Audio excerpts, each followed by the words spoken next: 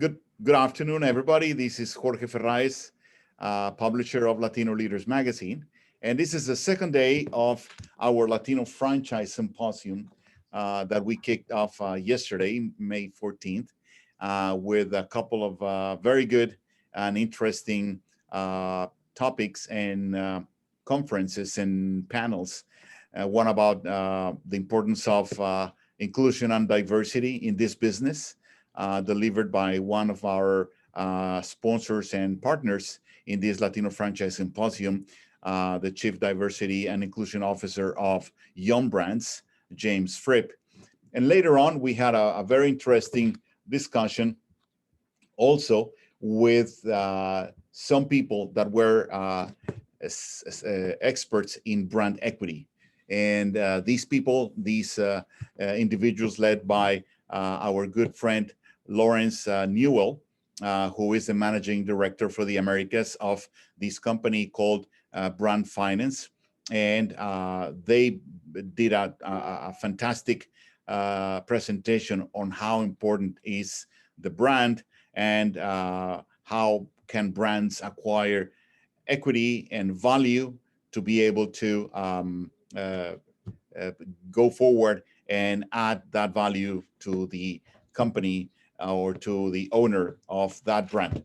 So this day we have today we have a very good conferences. Also, we have 3 segments today. We're going to start now with Ryan Griffith, who is Senior Vice President for Edge Realty Partners. After this conversation with Ryan about the importance of commercial real estate for the franchise business, we are going to jump at 1 p.m.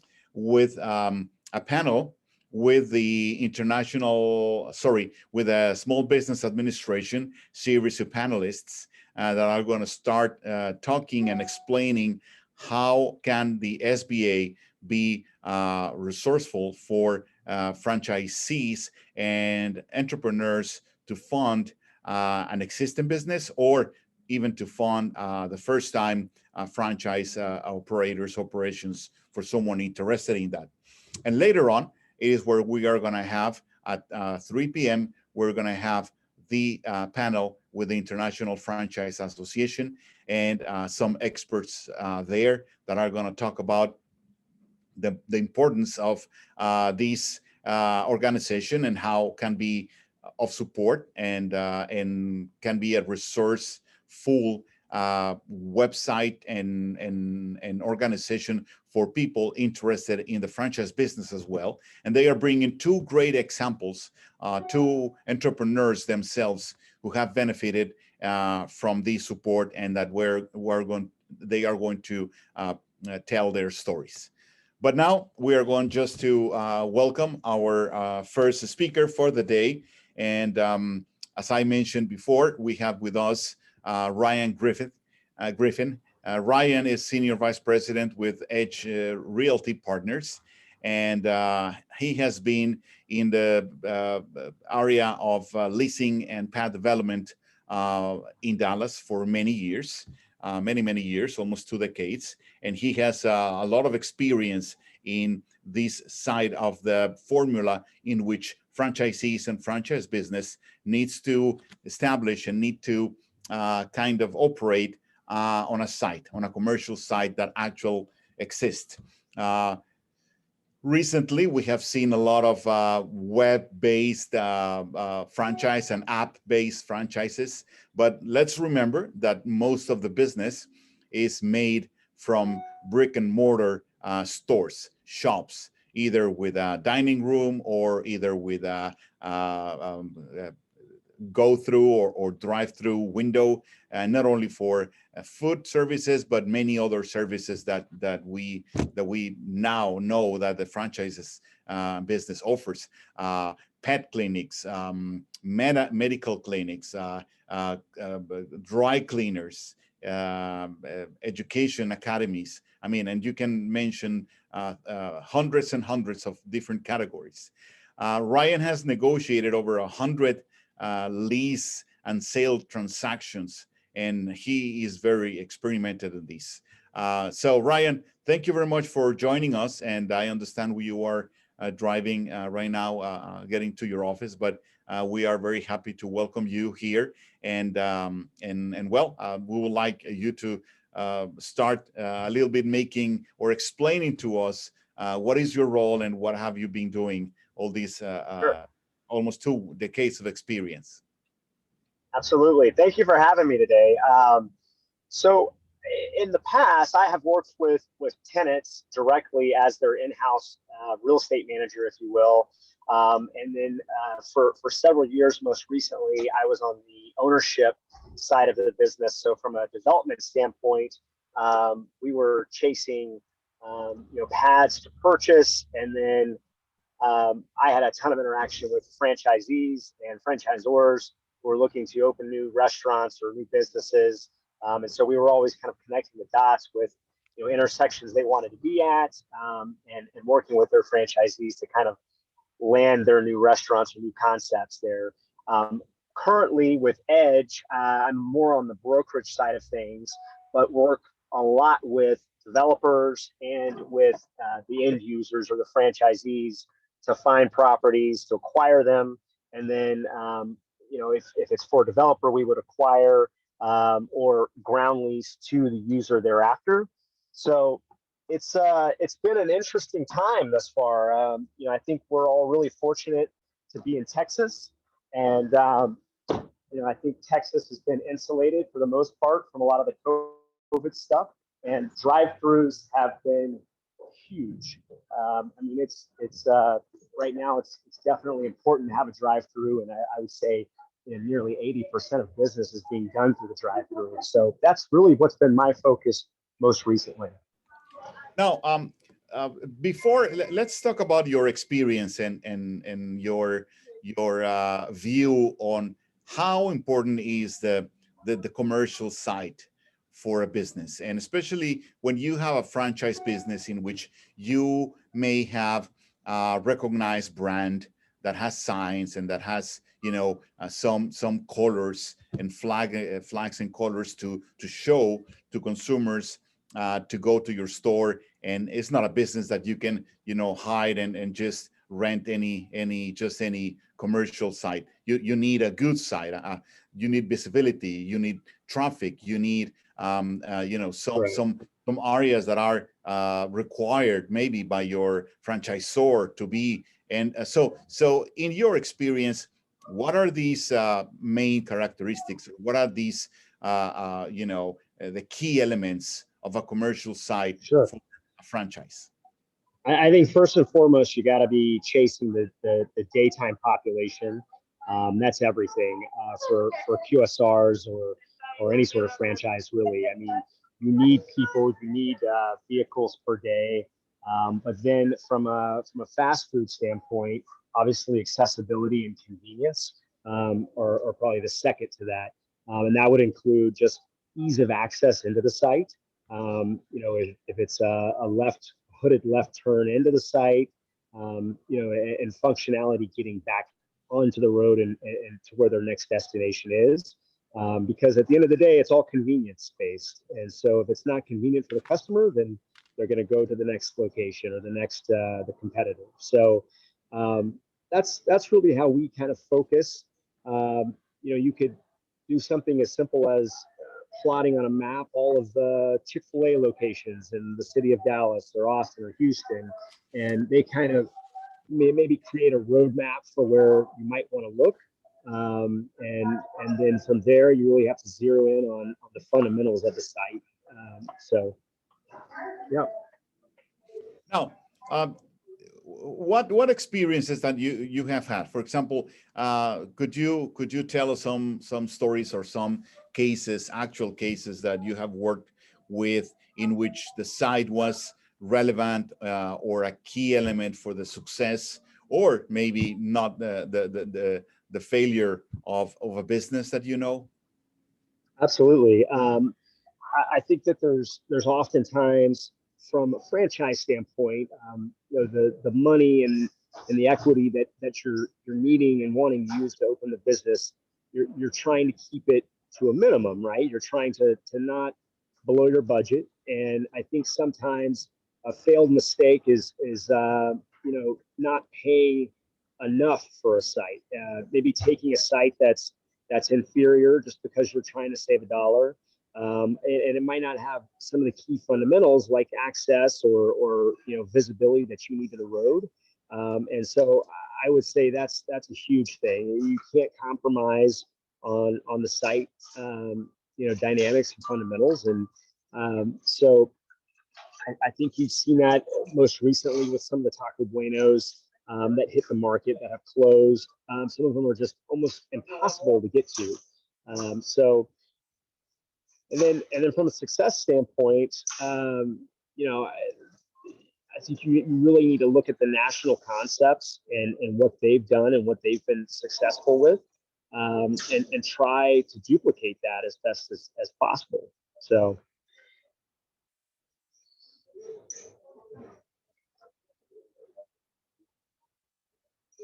Sorry, I was muted. I was jumping to my next question to you. You mentioned convenience, and we have this category that is called convenience stores, and we must remember that maybe that term was coined specifically for the fact that a certain store was in a very convenient place in a crossroad or in a lobby of a building or somewhere in which people you pass by or has a high traffic or has a very good location for that business to maybe thrive and have high sales and be and have notoriety in sense of the let's say the main street or the landscape of the situation of the geographical area. How you are experts in selecting sites. So how do you start the research or start the exploring the right location for a commercial site, depending on what kind of store? How is that process made?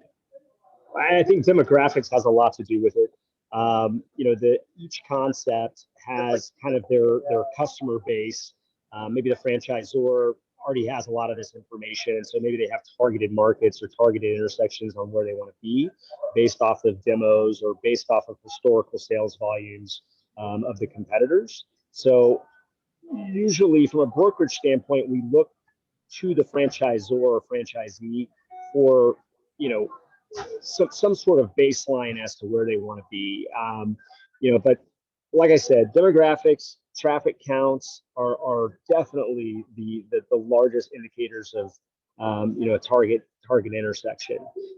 So that's kind of how we go about it. I think the other parameters, if it's if they have a budget in mind where maybe they only want to spend $1 million or $700,000 on an acre of land to build their business, that can definitely dictate which parts of town that we look in. Because if you're in Dallas, Texas, and you have a $700,000 budget, it's not going to go very far at Preston and Royal in the middle of Preston Hollow. So those are just other factors that definitely help you zero in on a good location.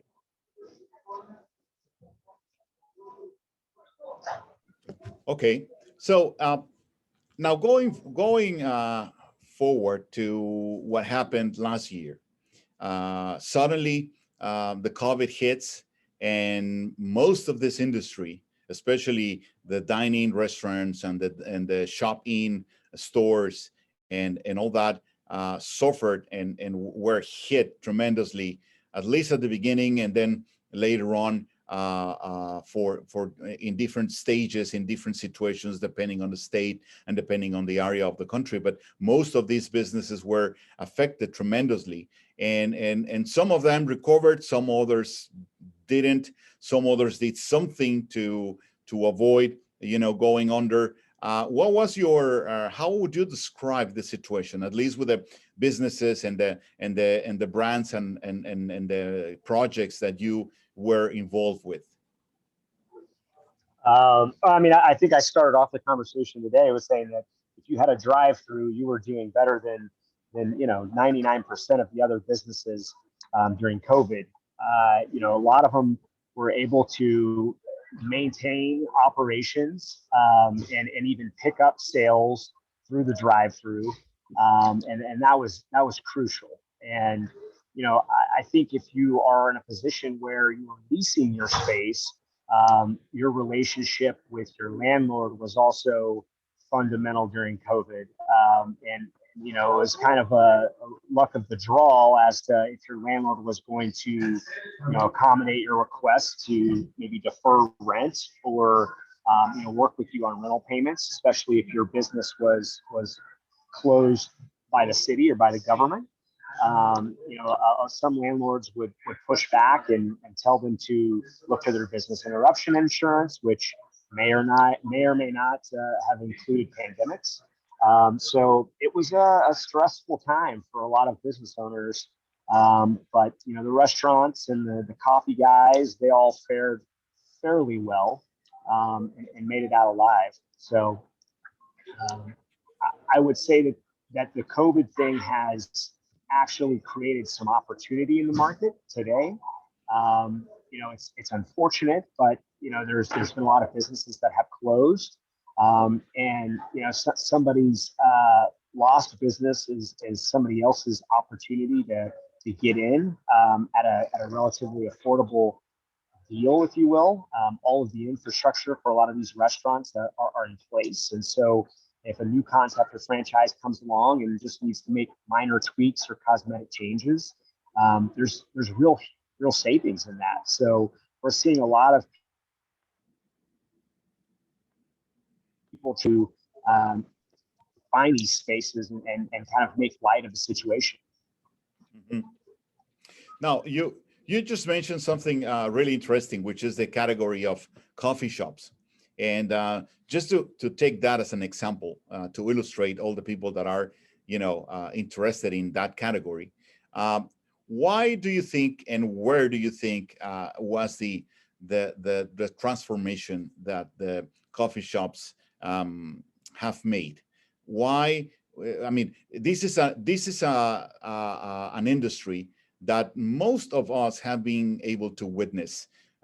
So with the emergence of concepts like Starbucks coffee and all those that brought back the original, not the original, but a specialty coffee shop to the American consumer, that before Starbucks, we were drinking coffee out of these dine-ins and these cafeterias in which they would pour you coffee from a warmed, just coffee jug there with no flavors and no categories, and of course no cappuccinos and no lattes and no espressos. But suddenly something appeared like Starbucks, and a couple of decades later, we are all into coffee and latte and all these kind of categories, sophisticated gourmet coffees.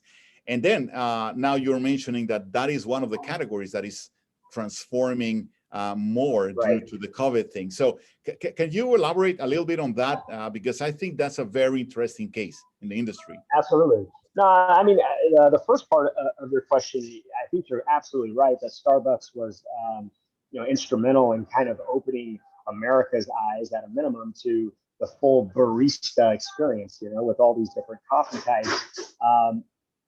Starbucks for the longest time was kind of the 500-pound gorilla that, a big national company, everybody wanted Starbucks, but they became very difficult to work with.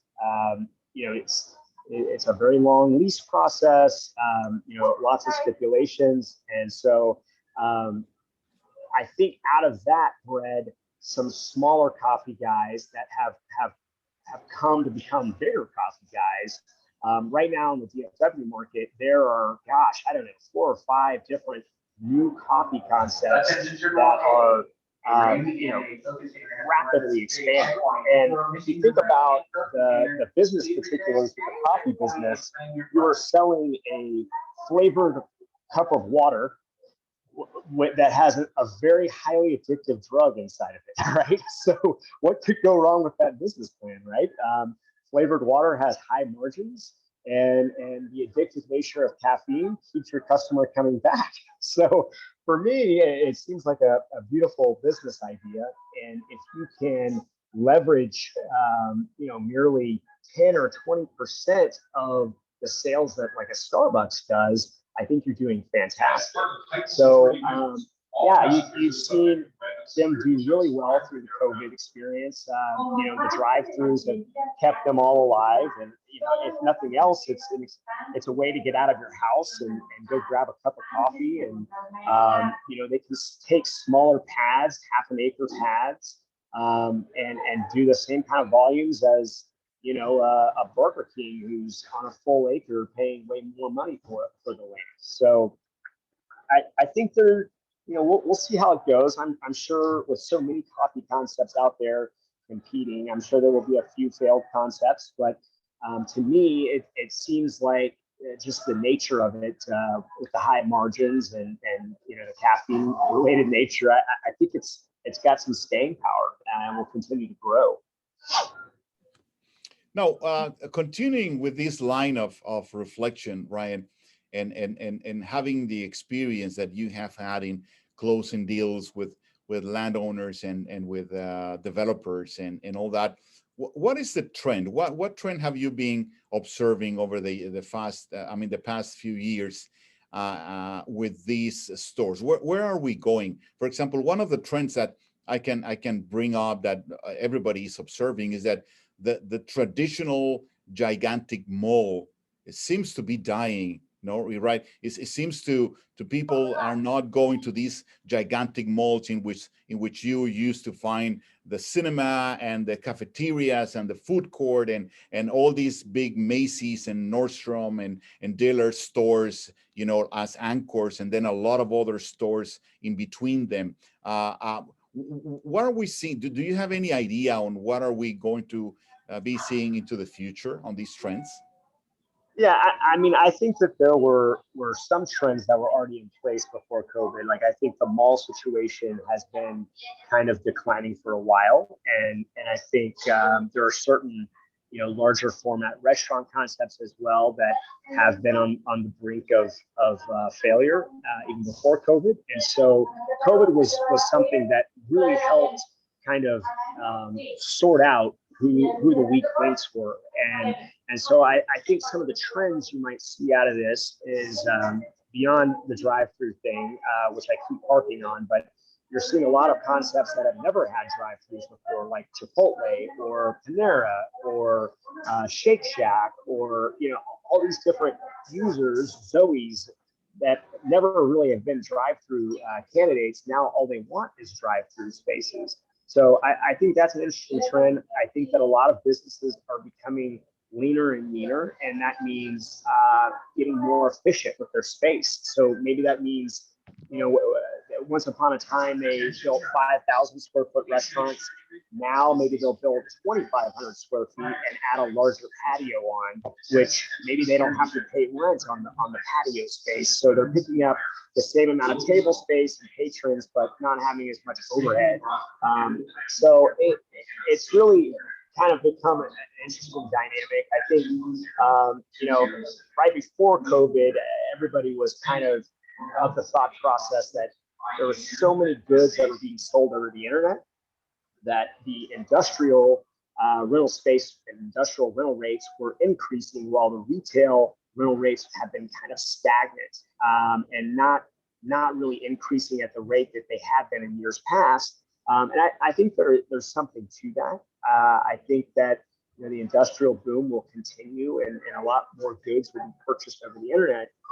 But that's not to say that some of these internet-based brands like Warby Parker, Bonobos aren't still looking for brick and mortar locations to show their goods off and really sell the experience and what they're trying to sell on the internet.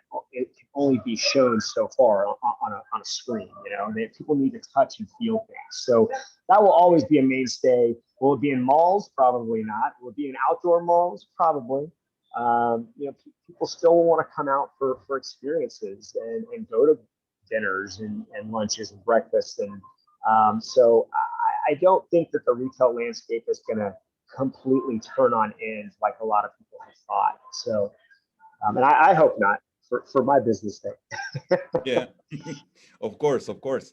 And yeah, I agree with you. I mean, sometimes phenomenons like COVID makes us think that things are going to change completely, and then we go back to certain trends. But as you mentioned, there are certain trends that are not gonna, go back to the normal as we knew it, and there are even some trends that were happening even before COVID as well, like the malls and all these things. But what we have on the other side, and this is many of the people that are attending or participating in this symposium, is people in search of opportunities and people in search of those new concepts and those new areas of opportunity in which I can invest, or I can buy, or I can open something new, or maybe something that is not that new, but with a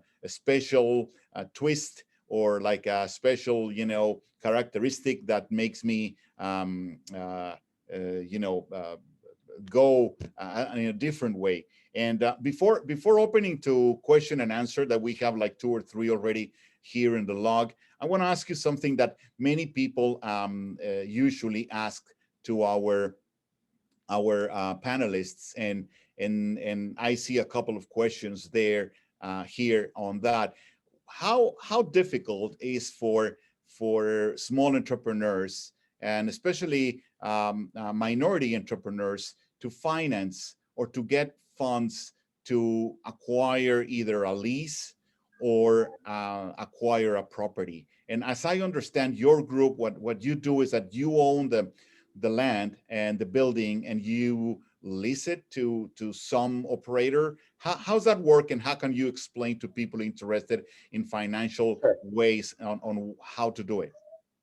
Well, I think that there's a couple things. If it is a ground lease situation, I think the franchisor in a lot of cases has credit facilities in place that, those credit facilities, whether, banks, credit unions, what have you, are very familiar with the brand and have maybe, done a few deals in the past. And so it takes out some of the uncertainty of the actual brand. And so I think that's some of the big benefit with going with a kind of a more mature franchise, just because it comes with a little bit of fail safe, which makes the lender a little bit easier to work with. From a minority standpoint, I can't really speak to that. We have people, we do business with all, all different kinds of demographics, and I really don't see, one segment of the community, having difficulties over another from a financing perspective. A lot of it has to come down to personal financials, obviously. It's just like any other thing where if you're trying to buy a house, the bank wants to know, what kind of cash you have on hand and what kind of credit you have. I think the benefit to buying your own land to build something is that you're actually, you have an asset that the bank can lean on should things go sideways, right? And so that gives them a little bit more comfort. And so just a different way to look at things versus in a, if you're trying to get an SBA loan to just open a restaurant and a shopping center, and it's a lease situation, and all of the money and proceeds that you're getting from the lender is going into a tenant allowance or tenant finish out of a building that you don't own. That seems like a much larger hurdle for a bank, in my opinion. Or if I was a bank, I would think that's definitely something I wouldn't want to do as often. But if you're trying to buy an old building or something, I think that's definitely an easier process, in my opinion. Okay. Now, let me start with some questions that we already have here in the log. So someone is asking, do you know of any resources when it comes to understanding the demographics of a site? So I guess they are asking about how do you know Yep. what are the demographics and what are the characteristics that will make you understand? Sure. Because you mentioned that demographics was a paramount key point Absolutely. for establishing a business, right? Well, yeah, and I would say that's one of the values of working with like a broker like myself. All of these brokerage shops have access to online platforms. There's a bunch of them that provide demographic research reports, also void reports, all kinds of information that their marketing departments have. And that's just something that we have over at Edge, and it's very easy to run those reports. Some of the larger franchise groups, they use external services like a Buxton report, where they compile kind of all of the demographic data on the existing stores in the chain, and then they'll basically filter it whereby a successful store for a McDonald's has this demographic, and so they will score future sites or future intersections based off of their existing locations. And that has its pros and cons. I mean, at the end of the day, demographics and computer tools only go so far. You really also need to be boots on the ground and see the site and understand what's going on around it. So I would only lean so much on demographics. I think it's just a starting place. Okay. Now I'm gonna jump to a question that just got in because it's related to this same topic, which is, what is the most common mistake that people make when selecting a site?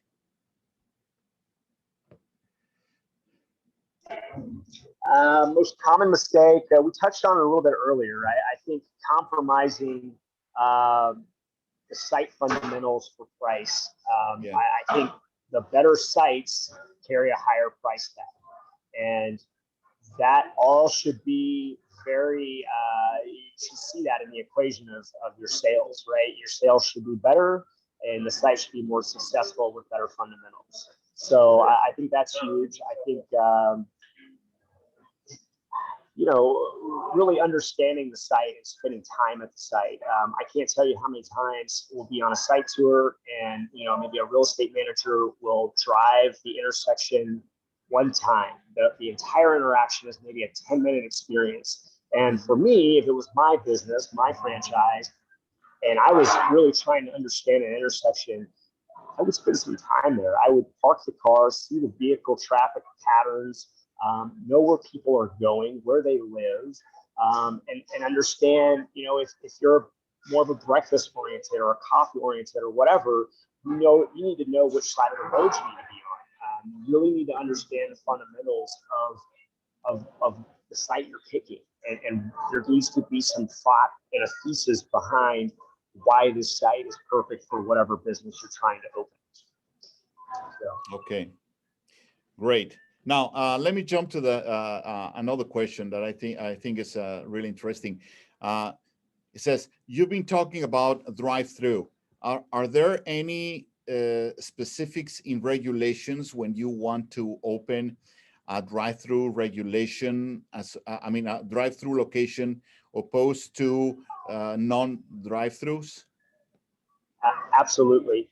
And I think this is where, if you're buying a site, you've got to have a good team in place to help you vet a lot of what could be complications with a piece of property. So whether that's a civil engineer, an architect, all of those type of folks can kind of run the traps on what issues may be there, or what kind of special use permit you might need to get from the city, or special zoning, or what have you.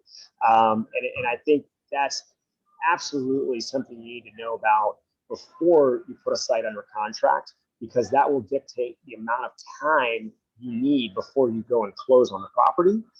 So, if it's zoned by right and all you got to do is take your plans to the city and get a permit, that's one timeline. But if you have to go to full, zoning, permitting and planning and zoning, that could be a 6-month, 12-month process, maybe in Austin, Texas. So that's something you definitely got to know on the front end. Yeah. All right. Okay. Now, another interesting question is a little bit of what you've been talking about, but maybe this person wants to have some actual tip from you, and is saying, do you see a trend in what kind of concepts are going to be hot in the future? I will tell you a trend that I haven't seen yet, but I think it's ironic. I think that there are a lot of oil and lube, like your Take Fives and your Valvolines that are really active right now, and they're expanding their business. But I don't really understand it. The world is going towards a more electric vehicle climate, right? Tesla and all these other manufacturers, none of those cars need oil and lube. So I really don't know what the future holds for the oil and lube concepts. But and I don't know what the contrarian is to that. I haven't seen like an electric vehicle charging station beyond like a Tesla, labeled charging station. But I think that there's going to be some sort of transition here in the next 5 to 10 years towards that. I don't know if now is the right time to be thinking about that, but I would not be investing in oil and lube personally. That's just me. Other than that, there's a big trend towards car washes right now. I think a lot of it's been driven by private equity, who is buying these car washes at multiples. And so the DFW market and other markets around Texas, it's kind of a feeding frenzy for car wash operators who are looking to buy sites. We talked about the coffee trend. I think that that's probably here to stay. I think I don't know. I think fitness is coming back a lot quicker than I thought it was going to be. I thought that COVID was going to really hurt that business profile for the foreseeable future. And that said, Planet Fitness is growing leaps and bounds right now. And Crunch Fitness as well. Those are all franchise-driven concepts. So I think they're anticipating people kind of coming out of their COVID cave, if you will, and really hitting the ground running and trying to get back into restaurants, back into fitness, and back into their normal routine. So, and I also think some of those concepts are trying to try to seize the moment and try to get some of these vacant spaces and get some cost savings there. So. But someone is making a comment. It's not really a question, but a comment on how quickly were all these testing and vaccine sites for the COVID were implemented, that all of them, most of them are drive-throughs.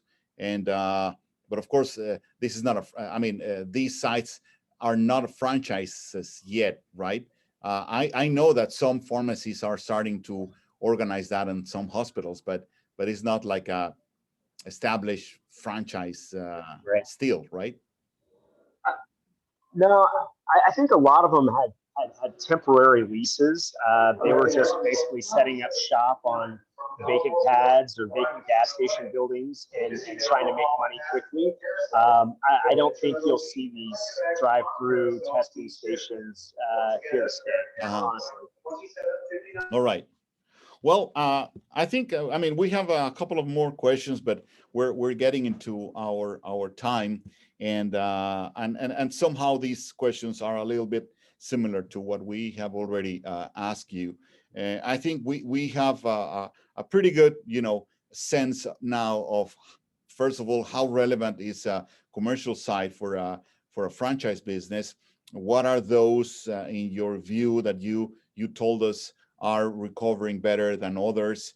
We talked about the relevance and importance of good credit and maybe options like buying your own land as an asset for your location. Also, we talked also a little bit about the demographics and the drive-through and the new concept. So I think we have a clear now, more or less. Of course, the questions could be endless, specifically when we start closing the scope. to pick one location over the other for a franchise business. Perhaps one thing that I would just ask you out of curiosity is, in your experience, what are those sites that are more difficult to get? I know that, of course, the more people want something, the more difficult to get it. But, if we divide them by, the sites that you see in airports, or the sites that you see standing alone in the streets, or in your experience, what are those that are more difficult to get?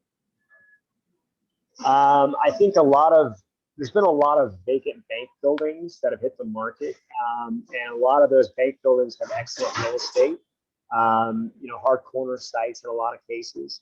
And the approach that they take to get rid of these properties is through more or less like a closed auction process. And there's really no pricing guidance. You're just kind of making an offer, and then they come back as best and final, and you put in a little bit higher offer. So they're never really countering your offer. And so I think that those are properties that, for better or worse, are fairly hard to get. There's just a lot of people chasing them, and there's just not really it's not a standard procedure. You don't really know what the price is. So you're kind of shooting in the dark a little bit. Anything that has, that's a top 5 intersection in Dallas is very tough to penetrate if you're trying to open a standalone business. You're going to pay top dollar for it. In a lot of cases, the property owners will not sell. Maybe they're owned by families, and they are just long-term holders and will only ground lease. So I see that as kind of a restriction for some of these franchisees that only want to buy. They're just never going to break into that market. So like Panda, for instance, not a franchise concept, but I think it's widely known that they only purchase. It's very, very rare that they ground lease. And they aren't at some of the best intersections in DFW, like Park and Preston and Plano. They're just not there. So I would say from my standpoint, those are kind of the hardest barriers of entry, and the hardest real estate to kind of penetrate. All right. Okay.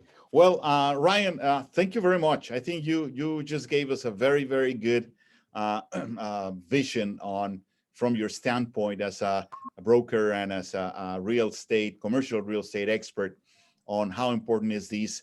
Would you like to add something else before we wrap up? Yeah, no, absolutely. I think I'm sure on y'all's website or on whatever platform this is on, if my contact information is there, I'm happy to talk through any sort of questions, or if you need help finding real estate, I'm definitely somebody you can call, and just let me know how I can help. Yeah, absolutely. Yeah, we will be promoting this conversation, and we will be also promoting your website and your contact information, so people can contact you in case they're interested. At the end of the day, this is one of the main purposes of this event, that this year is digital, and hopefully next year we can do it in person, which is always more enticing and more fun to do. I'm not saying that we work here, but always being there in person is more I would say exciting. So thank you, but thank you for giving us this time this morning, and we really appreciate your concepts, and we'll keep in touch soon with you, and for thank you so much for the opportunity. Sure.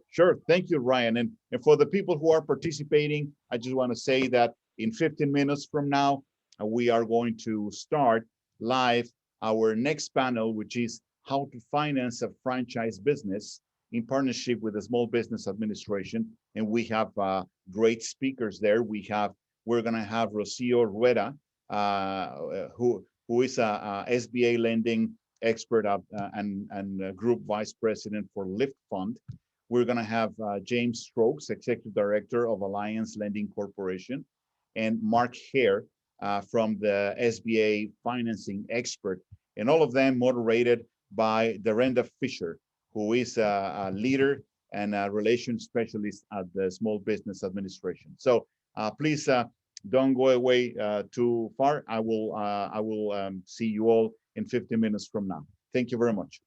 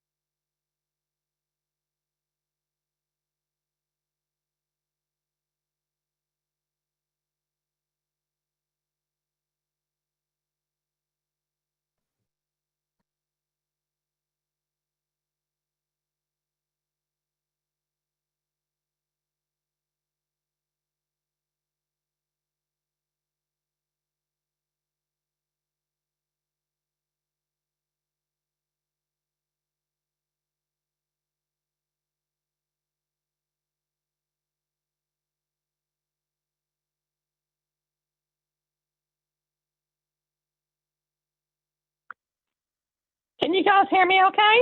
This is Derenda. Yes, I Hello? can hear you. All right, good deal.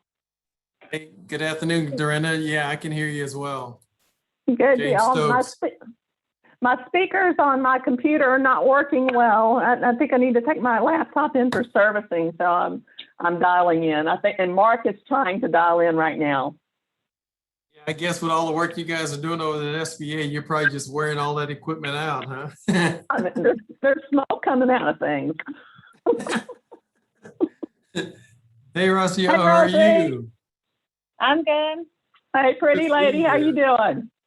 I'm doing great, y'all. Uh-oh. Loving this rain. Yeah. I'm actually in our boardroom and I'm looking out the window and it's just gotten really dark over here in the last few minutes. And I thought, oh my. Oh, Yeah. it's really hot here in Dallas. Same over way there. here. Same here. Yeah, wow. Yeah, I guess that's springtime in Texas, right? Absolutely. I love it though, because you know the faucet's going to turn off probably end of June and we're not going to get any for a while.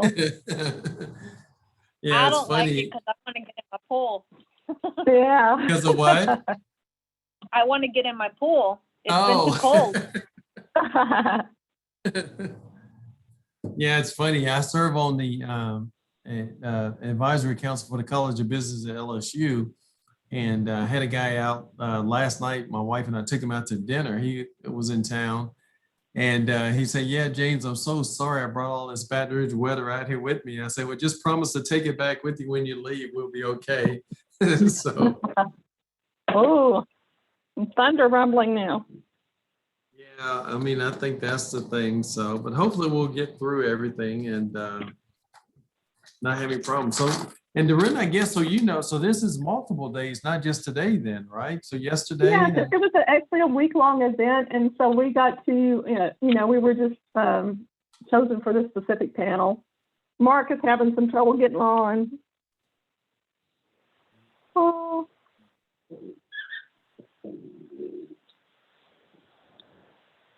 And are you in the office or are you at home, Derenda? I'm at home. Mark is he may be teleworking or he may be in the office, but I think that the problem is that they don't have Zoom. Oh yeah, I got you. And Roscio, it was funny because when I saw your text and then I started scrambling through my messages and I thought, is it Wednesday or is it Tuesday now? So I started second guessing it as well. Yeah, I had a placeholder, and I guess I must have chosen the wrong date. And so I hadn't gotten a link, so yeah, I thought it was Tuesday. Oh, Yeah, I'll take credit for the confusion because I was initially unsure as well. So it's kind of the last minute. I think when the date was finally finalized. So I apologize for any confusion on that on my behalf. And good for you that you took some time off last week. And it's funny, Yes. and you say, and Bridget has gone over, and so she's helping out with the grant program then. Yeah, she's doing the restaurant revitalization one. Yeah, wow. Well, I mean, I think that's, and obviously there's a need for sure. I mean, it'll be interesting to see how all that plays out, but I guess that'll keep her busy then for a while as well. Well, hello, good morning, good afternoon to everybody. Hey, good afternoon. How are you? Great. Thank you very much for joining us. Rocío, good morning. James, Derenda, Yes. I can hear you, but I cannot see you. How are you? I'm doing well. Good. Mark is having some trouble getting on. He's wanting to know the meeting ID and I guess participant ID because he's having to dial in. They don't have Zoom at his office, and so he's having some issues. Is there can Isabella help him? Oh, yes, of course. I see that he is trying to connect now to audio, so Okay. he might already solve that. If not, Okay, good. I can ask Isabella to help him. Perfect. But yeah, in the meantime, I would just want to say thank you very much to all of you, and I am going to. So I think we should do some introductions. I will do some introductions of you all, and a little bit of a little bit of the, story of the event and a little bit of the purpose of the event as well.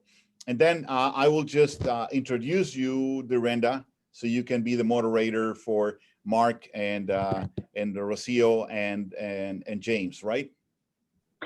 Yes, and Jorge, do you want me to go over their bios a little bit, or are you going to do that? Well, I don't think we need to read the bios. I mean, unless you think there's something very specific that we need to say. We usually try to avoid reading the bios because that kind of distracts the audience. I will just and maybe when you introduce them or when they start talking, maybe you can explain a little bit of what you do and what is your standpoint from financing, right? Because basically what this panel is all about is people to understand better what are the options out there to be able to finance and to start a business and to make things happen, right? So I think you have the right answers for that. Okay, sounds great. Great. And Jorge, what has the participation been like? I know this is probably part of a week-long event, so how has participation been? Pretty good from your standpoint? Well, we usually when we were in person, the last time we did it in person, 2019, we had 600 people in and out that conference, which was very good for us. Last year we had 150 because it was all virtual, and I didn't like the virtual format myself. So we translated and transitioned to digital, which is what we're doing now. And as far as last Friday, we had 240 people registered, and we've been having between 20 to 30 hits and likes and all that. We are distributing, streaming through Facebook and through our web page, and some participants through here. But yeah, I cannot complain. And then this is a strategy that is also going to be repeated as we go after the entire week. Yeah, no, that's good. Thank you. I appreciate it. Sure. Well, so it's 1 o'clock. So if everybody is okay, we are going to start. And let me just adjust these. But well, welcome to all participants again. It's 1 o'clock, and I want to welcome you to the second segment of today, the second day of the Latino Franchise Symposium 2021, which this year is completely transitioned to digital. The advantage with doing this digital for all our attendees and registrants is that we can save this, we can stream it later, we can make a promotion, and these segments and all the recordings will live for a long time in our website, in our cloud, for people interested in this business can go and listen, rewatch, or even take notes on the panels that we have had. So I want to welcome our panelists in this conversation. I want to say, first of all, thank you for Bridget Moon, who is our very good contact for many years ago with the Small Business Administration. She's here in Texas, in North Texas, and we have had tremendous conversations. The spirit of this event, and that is the reason that is called the Latino Franchise Symposium, is because since the beginning, 7 years ago, it has pretended to be a forum in which people from the Latino and Hispanic markets and Latino and Hispanic business communities can come and interact and share experiences with others with the same interest and learn from each other. That has been the spirit, that like the initial and the founding idea of this event. So we can invite people like you to share their experiences, share their visions, their tips, their advices to this growing number of individuals in the Latino and Hispanic community that want to learn more about the franchise business, to start their own, or maybe to grow something that they already have, or maybe to expand the footprint that they already maybe have in a single or multi-unit franchise business already. It is so far as we know is the only event in the nation that address this from the standpoint of minority-driven Hispanic and Latino markets, and that is why it's so difficult to bring some panelists sometimes, because we vet them and we kind of ask them to have some experience that they can share, actual experience, so it can be used as a lesson, or to be exposed as an experience that will illustrate and educate others trying to do this business. Now, one of the paramount points of this event since the beginning was the financing factor. How do I finance my business? And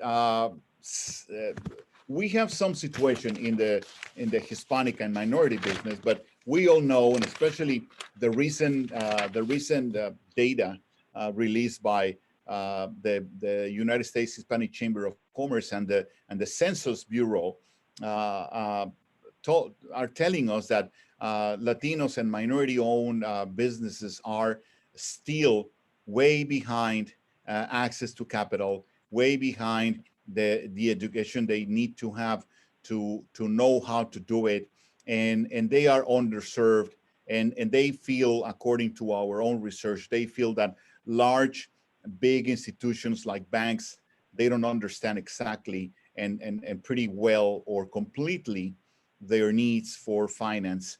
Actually, I have a data to share, a figure to share, but in 2018, 70% of the small business startups were funded by friends, family, and private savings, as opposed to only 6% of new businesses financed by banks and financial institutions.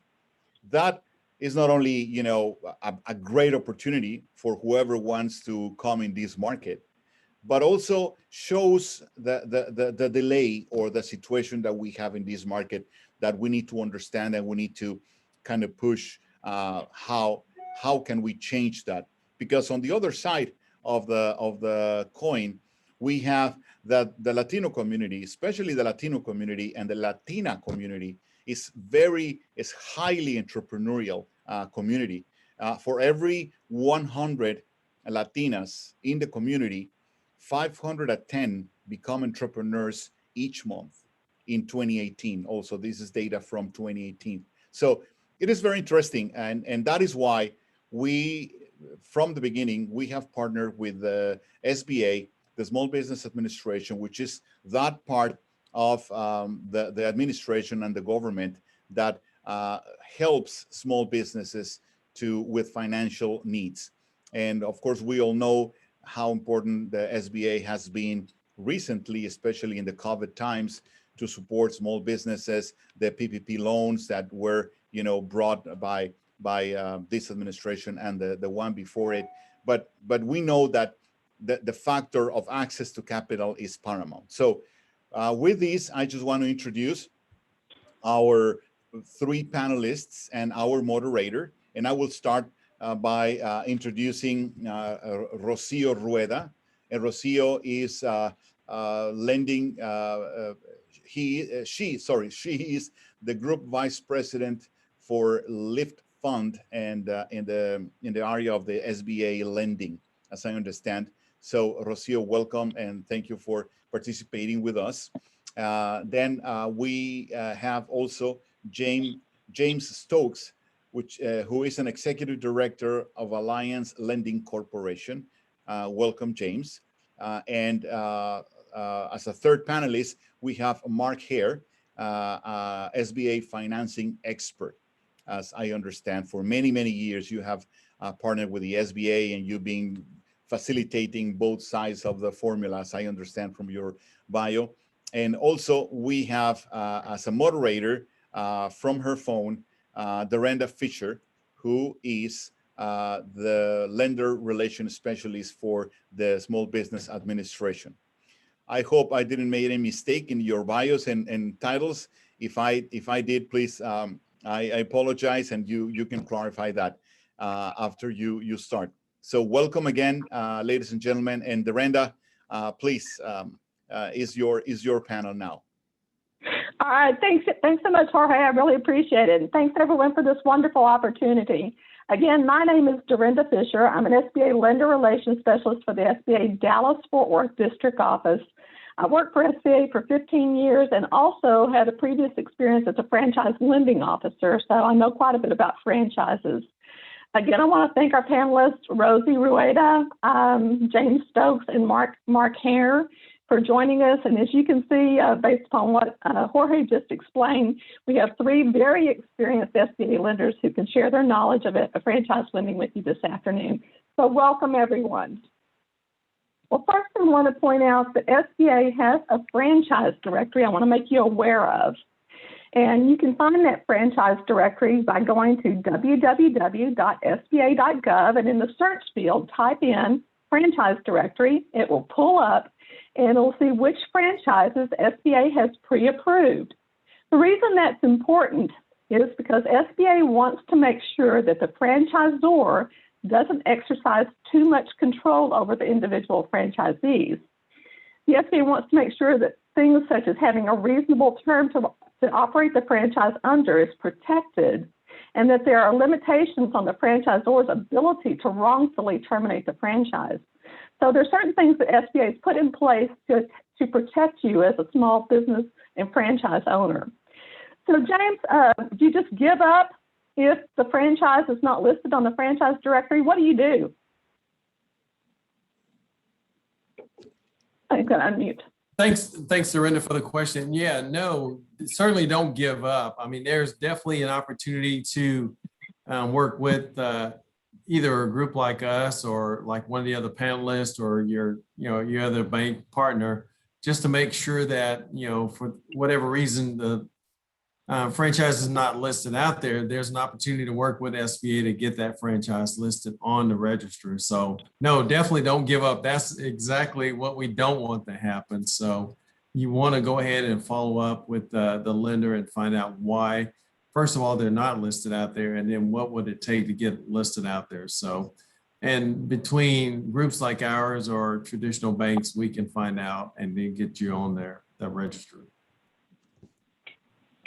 So basically what the franchisor would need to send in some documentation to SBA. It's basically any document that the franchisee that has to sign prior to franchise approval, and run those by our franchise group. And then basically if they don't see anything that's too restrictive, it's pretty easy to actually get that franchise added to that franchise directory. So again, like James said, don't give up.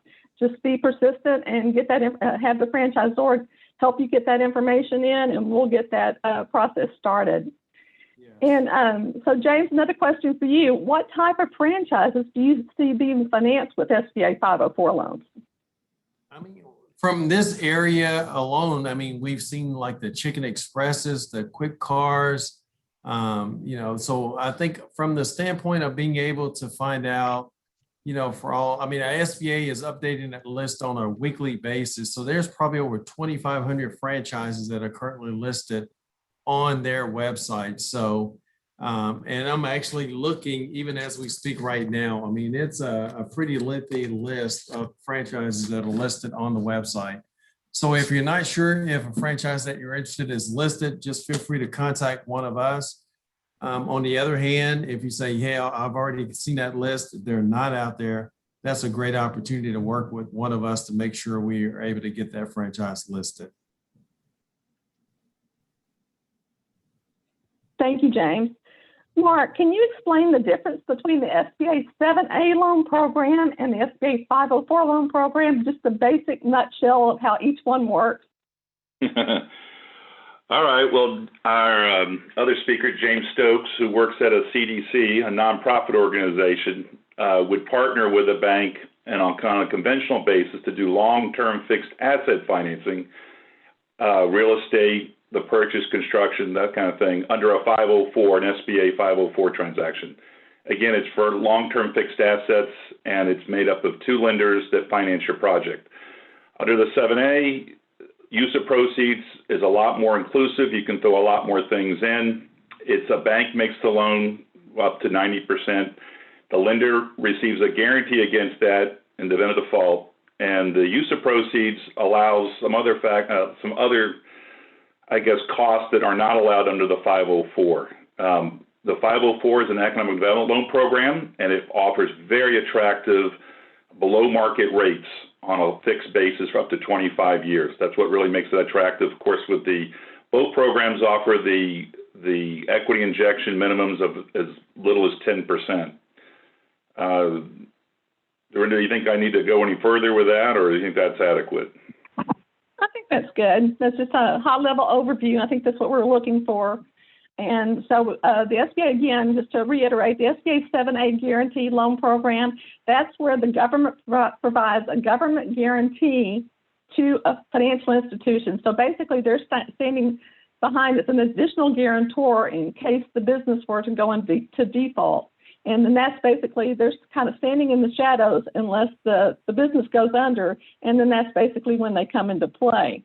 Now, as Mark mentioned before, on the SBA 504 loan program, you actually have a first lien loan that finances a portion of the project, and a certified development company, we keep calling them CDCs, that provides up to 40% of that financing in a second lien position, and the borrower, again, as Mark repeated, has to come into play for at least 10% down. So that's just kind of a high-level overview. Mark, what's a typical term of a franchise loan in which there's no real estate involved, but basically how far can you go if you're financing leasehold improvements, inventory and equipment, and working capital? The SBA 7A loan program allows the lender to go out to a maximum of 10 years. That's what we normally start with, depending on the credit, but we normally go in with a 7A 10-year fully amortizing term loan. Okay. Is there a prepayment penalty on a 10-year loan? No. So for the 7A loan program, up to 15 years, there's no prepayment penalty. And again, there's no balloons. It's fully amortizing. So it's a simple interest loan and very easy for the borrower to make payments and pay it off early if they choose to do so. It's a really good benefit to the borrower. I want to throw this one out to Rosie. Rosie, what type of franchises do you see being financed with SBA 7A loans?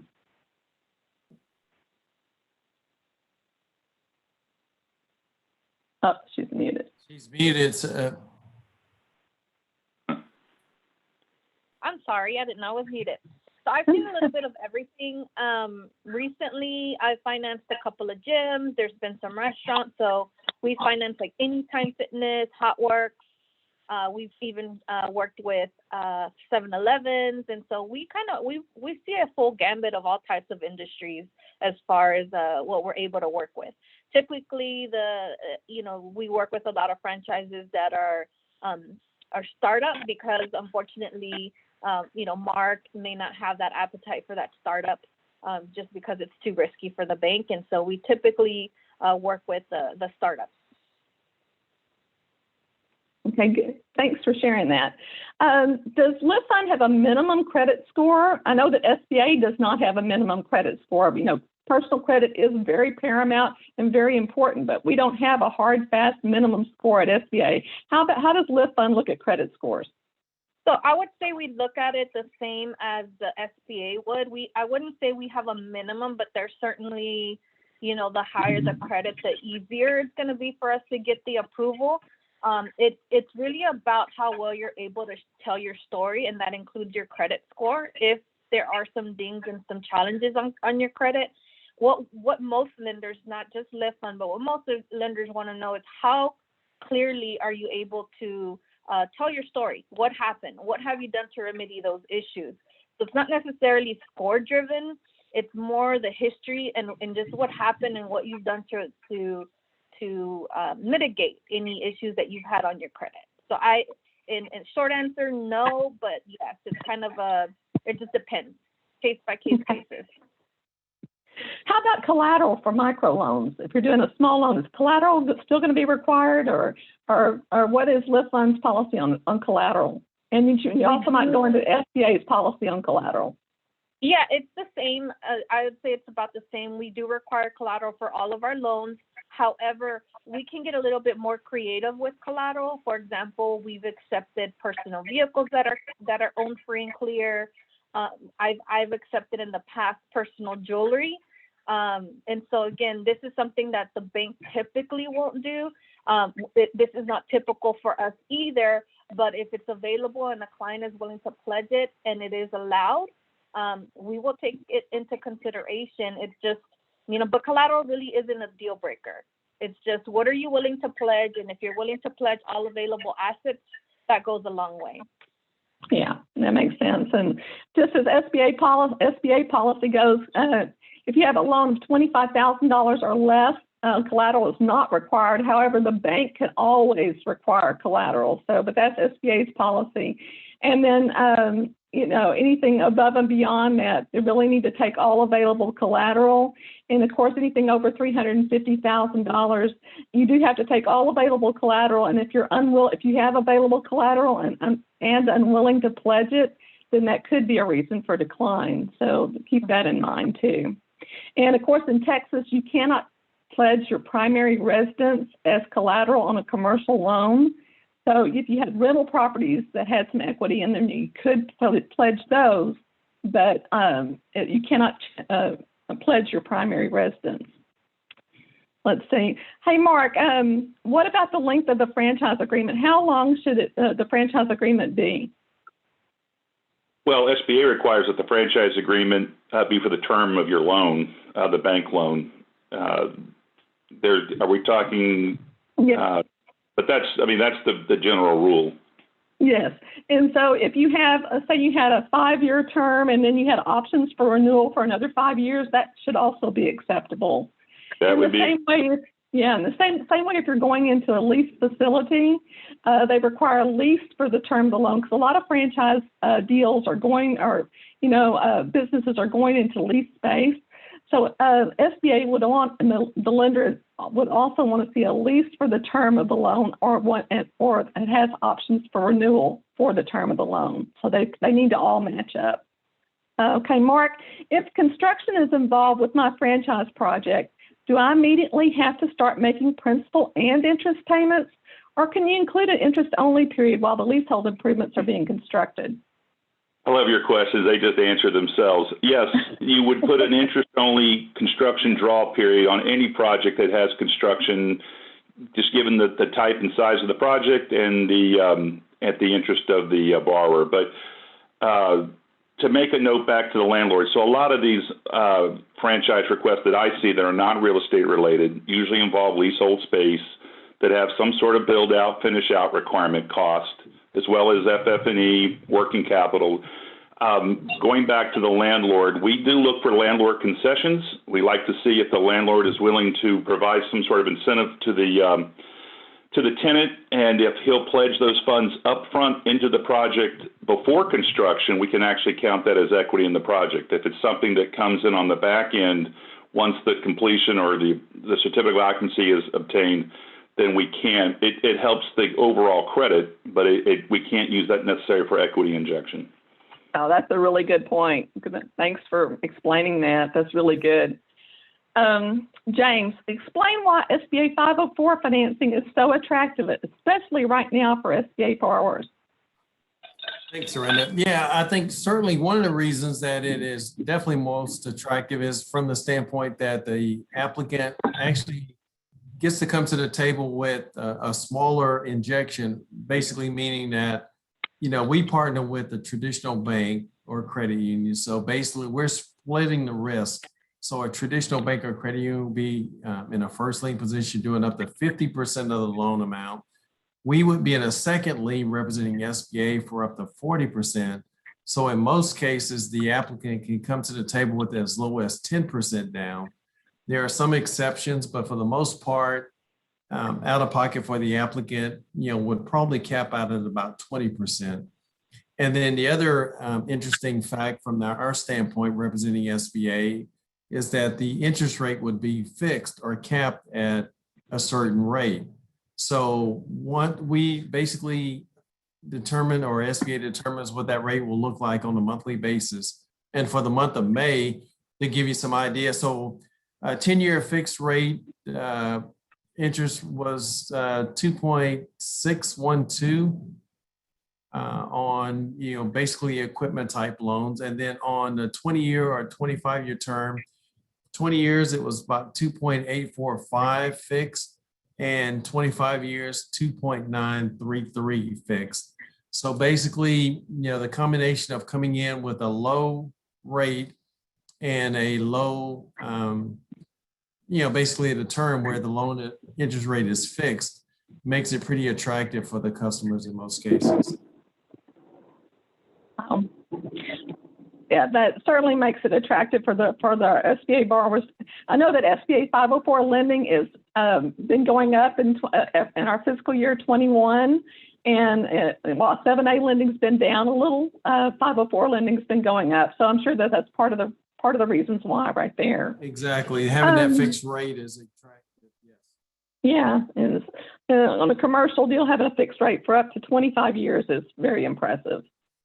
So kind of a follow-up question. I think you probably answered most of it in the previous question, but if I had a loan request to construct a new hotel, and so it'd be a new business, new hotel, how much equity must I bring to the table? So basically, in that previous example that I used, so the 50-40-10 would be the basis. And then by the fact that SBA considers hotels to be special purpose, we would be looking at an additional 5%. And if it is, in fact, a startup for the customer, a maximum of 20%. So 50-30-20 if it's considered a startup and because it's a special purpose property. 20% would come in from the applicant. Gotcha. Very good. Thanks for explaining that.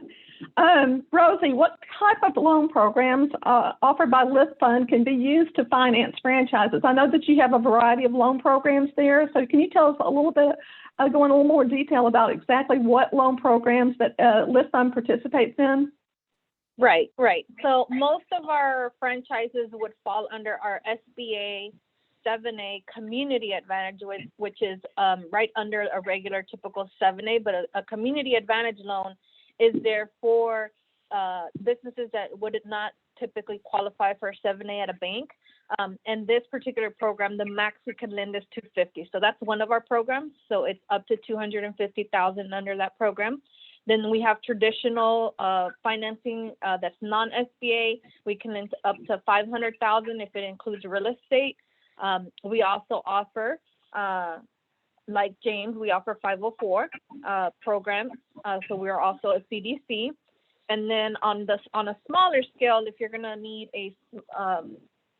if you're buying a smaller type franchise and you need a micro loan, we do also offer micro loans from $1,000 and up. That includes SBA 7As, which we've done as low as $50,000, which generally speaking, most financial institutions, that it's not that they don't want to help or anything, but you have to kind of, for that amount for a loan of that size, they lose money. And so you have to be pretty savvy and ready. And in most cases, businesses need a little bit of training, which is why they work with LiftFund. That kind of is what differentiates us from a financial institution like Mark. We do have the time being a nonprofit to do a lot of the hand holding, the training, and helping explain. A lot of our borrowers do not know how to prepare financial statements, nor do they have an expert helping them with their financial statements, their income statements and balance sheet. And so obviously that would not be ideal for a bank because you're not ready. But in the case of working with LiftFund, because we're a nonprofit organization and we do provide those resources because we have the Women's Business Center and we have advising as part of the SBA. We do have the time to invest in a small business to get them trained. Our ultimate mission is to get you to Mark, to James, to qualify for that 504. That's our mission, is we want you to qualify for a bank loan. Great, that's some really good points. Thanks for sharing that. So there's just a wide variety of things that you guys do and you offer, and it's much needed program. So really appreciate everything you're doing to help the small business community out, Rosie. James, with the SBA 504 loan program, do I have just one lender or two lenders? Who do I make my payments to? So yeah, thanks again for that question. So basically, in the beginning, you would have the interaction would be with the bank or credit union. And then once the project is completed, then the SBA would step in and basically reimburse the bank for the portion of our loan amount. So then at that point, you would have two separate payments or two separate loans, one with the bank for say 50%. And again, going back to our previous example, if it's a special purpose new startup, then you would have 30% representing SBA. So you'd have two separate payments coming from that standpoint. And those payments typically would be drafted from your bank account automatically each month. Very good. James, what franchise fees can and cannot be included in SBA 504 financing?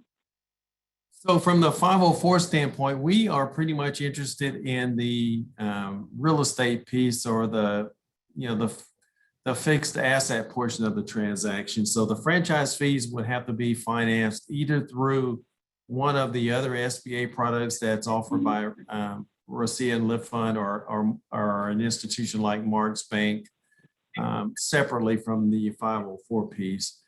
We cannot include any of the franchise fees or any working capital components from that standpoint. We would be on the 504 side more so interested in the amount that's used to purchase the land or to purchase the building that's already in existence. Anything up and above that, what we consider working capital would have to be financed either through one of the other SBA products or conventionally through one of the other loan products offered by a non-conventional loan lender or a bank. Derenda, can I jump in really quickly on that? Yes, Rosie. So what I do a lot with our 504 group is we do what's called a companion loan for that working capital and the franchisee. Awesome. And James did mention it briefly. And so for that working capital and needs that are not qualified under the 504, we would attach an SBA 7A to the 504 and to make up for whatever that business is needing. Mm-hmm. Great. That's great. James, another thing, what are the current terms and interest rates on SBA franchise 504 loan? I think you probably answered that. I think you've already gone over that, so you don't have to repeat that. No, but it is worth repeating and certainly don't get tired of doing that. So on a real estate 504 loan, there's only two terms. It's either 20 or 25 years, and the choice is up to the applicant or the customer. The 20-year fixed rate for a 504 is currently 2.845 fixed over the life of the loan. And then a 25-year term is fixed at 2.933 over the term of the loan. And that's as of our May numbers. The rate is set monthly by the individuals that are selling our product in the open market. So again, 20 or 25-year term on anything real estate driven, whether that's either purchasing land to build a building or buying an existing building. And as we alluded to earlier, you can also do equipment financing under our program. And the term on equipment financing is 10 years. And that term for May was 2.612 fixed on our portion. That's great. James, I think it would be informational for everybody to know about what we keep calling the 504 program, an economic development program. Can you go over just quickly about how the job creation portion of it? Yeah, no, thanks. So, and again, in fairness to my competitors, if you will, so in Texas, LiftFund is also one of the 504 players in the market. There are about 16 to 18 groups like ours across the state of Texas. We all have the ability to go throughout the entire state in terms of assisting customers with our loan product. And if by chance you're joining us from another state, there's probably about 200 other groups just in total across the country. So from that standpoint, you do have an opportunity to basically partner up with an individual CDC that's anywhere in the marketplace from that standpoint. And Derenda, I'm sorry, repeat the other part of your question. About the job creation part. The job creation, thank you. I thought that's what you were saying. So basically, because 504 in this case is an economic development component, the customer applicant is required to create at least one job for every, I believe, $65,000 of monies that we're loaning on the 504 piece. So that's not on a total loan, that's just on the SBA portion, whether that's 40% or 30% of the total. So one job for every 65,000. If it's a manufacturing business that we're looking at, it's one job for every 120,000 that we're looking at. And again, that's just on the SBA portion of the loan, not on the entire loan. So I think we can certainly help with the calculation. You know, you say, hey, James, I'm starting this business or I'm growing this business. I'm not sure if I'll be able to meet that ratio. What should I do? The CDCs can help with that. You know, in most cases, we have situations where we have created more jobs through some other projects that we will be able to maybe throw towards your individual project as well to help offset that ratio. Okay, thanks for explaining that, James. I think that's helpful. Mark, can you explain how financial institutions reach their credit decisions on franchise loans? For example, scoring models versus judgmental decisioning. Can you kind of go through and explain how different financial institutions look at deals to get to credit decisions? Yeah, I would say our bank particularly doesn't do a scoring model, but that has become very popular for your larger banks. The thresholds vary between 150,000, 250, and 350. I know Wells and Chase, for example, clearly score, and that means it's usually your FICO score driven that will determine how fast and efficient a loan decision can be made. Judgmentally speaking, like our bank, and those banks that score also have a judgmental underwriting side as well. But usually for the smaller credits, your larger banks, you'll sit with an officer pretty much right at a desk, take that information down, they key it in, and if it fits within that box, it will go through very quickly. I mentioned that there are credit scores on that. Again, if you meet the equity injection minimum requirements, the management experience, all the basic parameters, those things can sometimes go through very quickly. It's a little more difficult for non-customers. So if you go to your own bank where they already have a lending relationship, it's a little bit easier. The judgmental side takes all that off the table, and a loan officer or an underwriter will go through all the components of a loan package and make a judgmental decision. Rosie alluded to, where there is a narrative, there's a story sometimes on things. Those kind of things are taken into account on judgmental underwriting versus the score process where really they take that judgmental piece out. Do you want me to elaborate any more on components of that, or? I think that's good. I think that's good. So, Mark, if a bank is considering a loan for a startup franchise, can you explain some of the elements in the proposal that would make the deal more attractive to the bank to get to a yes decision?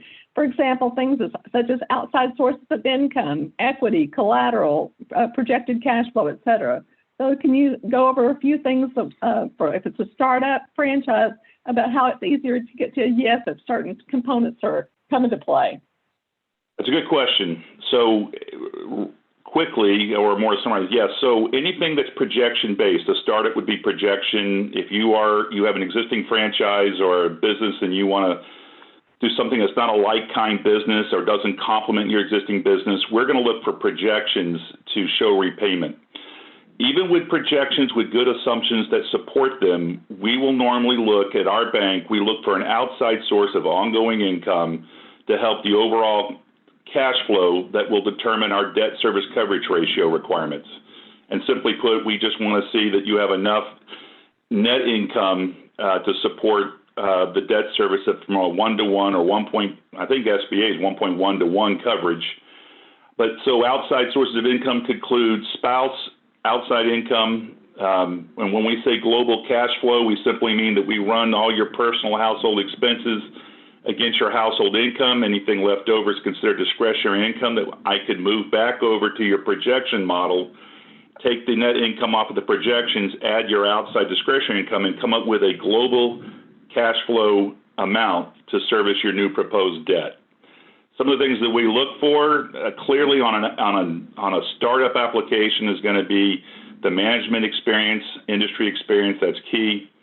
We're going to look for a personal financial statement that clearly shows that you have at least the minimum is 10% equity injection, but normally for a startup we would require as much as 20 to 25%, and we look to that personal financial statement to have the liquidity to inject to meet that requirement. Beyond that, it's going to, I like a business plan, but I don't need a lot of the components that come with that. The strengths of a business plan to me are going to be the projections, the assumptions, the management experience, and then a very, very good source and use that you clearly have shown that you know what you're looking to borrow. Too often I get applications where the customer really comes to me and asks me how much they think they can qualify for versus really showing us what they really need to borrow. That's a first giveaway that they're really not ready for commercial funding. Good point. Good point. And just a little side note here, you brought maybe kind of cued my memory. Just want to let everybody know that we do have resource partners available. We've got SCORE and the Small Business Development Centers that can help you put a business plan together for free. And they can help you with those projections and make sure that they're tied to industry standards and make sure that they make sense. So they'll get you ready to go talk to the bank so that you'll actually look like you know what you're doing when you walk in the door and get in, to impress that lender, because you're going to have to do a sales job to that lender to get your project financed. So I just wanted to make that quick comment there. Thanks for sharing that, Mark. That's good comments. Rosie, what is the largest overall loan that LiftFund can offer? I know that you went over a variety of loan programs, but could you do a quick recap, like under Community Advantage, microloans, 504, kind of get what the top limits are? Right. So I'll start largest to smallest on the 504, and correct me if I'm wrong, James. I believe it's 5.5 million is the largest on the CDC side. So LiftFund can lend up to 5.5 million on their portion of a 504 loan. Under our traditional real estate financing, we can lend up to $500,000. Under the SBA 7A Community Advantage program, I can lend up to $250,000, and about, I would say between $50,000 and $250,000. We have other SBA programs that can do smaller amounts. Under our microloan program, we can lend anywhere from $1,000 to $100,000. I do want to piggyback on what Mark had mentioned as far as what he's looking for on the business plan. One thing that I do want to stress is the sources and uses of fund. I think that Mark and I both experienced this quite a bit, where borrowers will come to us and say, well, I just want to see how much I will qualify for. And that's, like Mark mentioned, it is a big giveaway that you're just not ready for a commercial loan. Our program and how we package it, how we present it, how we decide whether we can approve it is all tied to how you plan on using the funds. And so it's very important that we know exactly how you're going to use the funds, because that's all tied, again, if we're going to go SBA or not, the requirements. There's so much work that goes into that. And if you have no clue how you're going to use the funds, then you're just simply not ready, and we need to refer you to our partner resources like our SEDC. But I did want to piggyback how important it is to know your sources and uses, to have those proper projections with assumptions, because I get projections that have no assumptions, and we do test them. We stress test them. So we're expecting that you've done the proper research, that it's in line with the industry standards. If you're telling me that the franchise is going to make, $1 million in the first 6 months, but historically the franchise only makes, I don't know, $500,000 the whole year, is the largest grossing, franchisor is only reporting an average of $500,000 a year, we're not going to accept those projections. So it's make sure you're doing your homework. There's too many resources available for you not to take advantage of, and not knowing it, to me, is simply not an excuse, because we have so many community resources, so many partners in the area that will help you with this information. Excellent points. Excellent points. Rosie, this last one is for you, and then I've got another question for the entire group. But the last one for you, Rosie, is you've gone over a portion of it just in your last comments, but what documentation is generally required by the borrower to receive a credit decision, say on a startup franchise? On a startup franchise, I can break it down in pretty easy. So one, we have to verify your identity. Who are you? Who are the owners? We have to figure out the structure of the loan. So we need the entity documents, the operating agreement, bylaws. However, we need to know how to properly structure that loan. Then we need to learn more about your capacity, your ability to repay the loan. This is where we're going to require some tax returns. If you're a startup, you will not have business tax returns unless you own other businesses. In that case, we need all personal and business tax returns, along with any income statements and balance sheets and any other financial reports that we'll require. We'll need information on collateral. What are you pledging? What are you planning on pledging? Mark mentioned with SBA, with most startup loans, we require 20% injection is typically the norm. We can go as low as 10%. I don't like to say that because it's generally 20%. You should be prepared for 20%. So we want to know, where is that 20% coming from? This gets a lot of borrowers. If you're borrowing the 20%, that's not part of your injection. That's still considered you're financing 100%. We still require you to inject 20% into the project. So it has to come from you. It doesn't mean I have a credit card and I'm going to use my credit card for the 20%. We need to know where the funds coming from. And then other documentation that are depending on the industry, like for example, if you're 7-Eleven or a salon, a beauty salon, we financed a few like Fantastic Sam's, you have to have the proper licensing, things like that. So just general information to really get to know more about the business and what we're doing, what we're financing, who's running the company, and how we're going to structure that loan. But I don't think it's difficult, but a lot of business owners get intimidated with the process, with packaging the loan. But if you really break it down in pieces, it's really not too difficult. At least I don't think. And at LiftFund, we'll train you. That's not a problem. Yeah, and I guess one additional, because it's a franchise deal, they'd want to see a copy of the franchise agreement as well, correct? Right. The franchise agreement is required. Okay, very good. Thanks for sharing that. And my final question is actually for the group. I'm going to start with ladies first. Okay. In your opinion, is it easier to approve a startup franchise loan versus a startup non-franchise loan? Rosie, what are your thoughts? I really like working with franchises. I find that most franchisors, especially if they're experienced, it helps mitigate any lack of experience that they may have. We do require direct experience, but just knowing that it's a franchise and seeing all the support, the marketing support, everything that comes along with it, all the operations already in place, I do really enjoy working with franchises.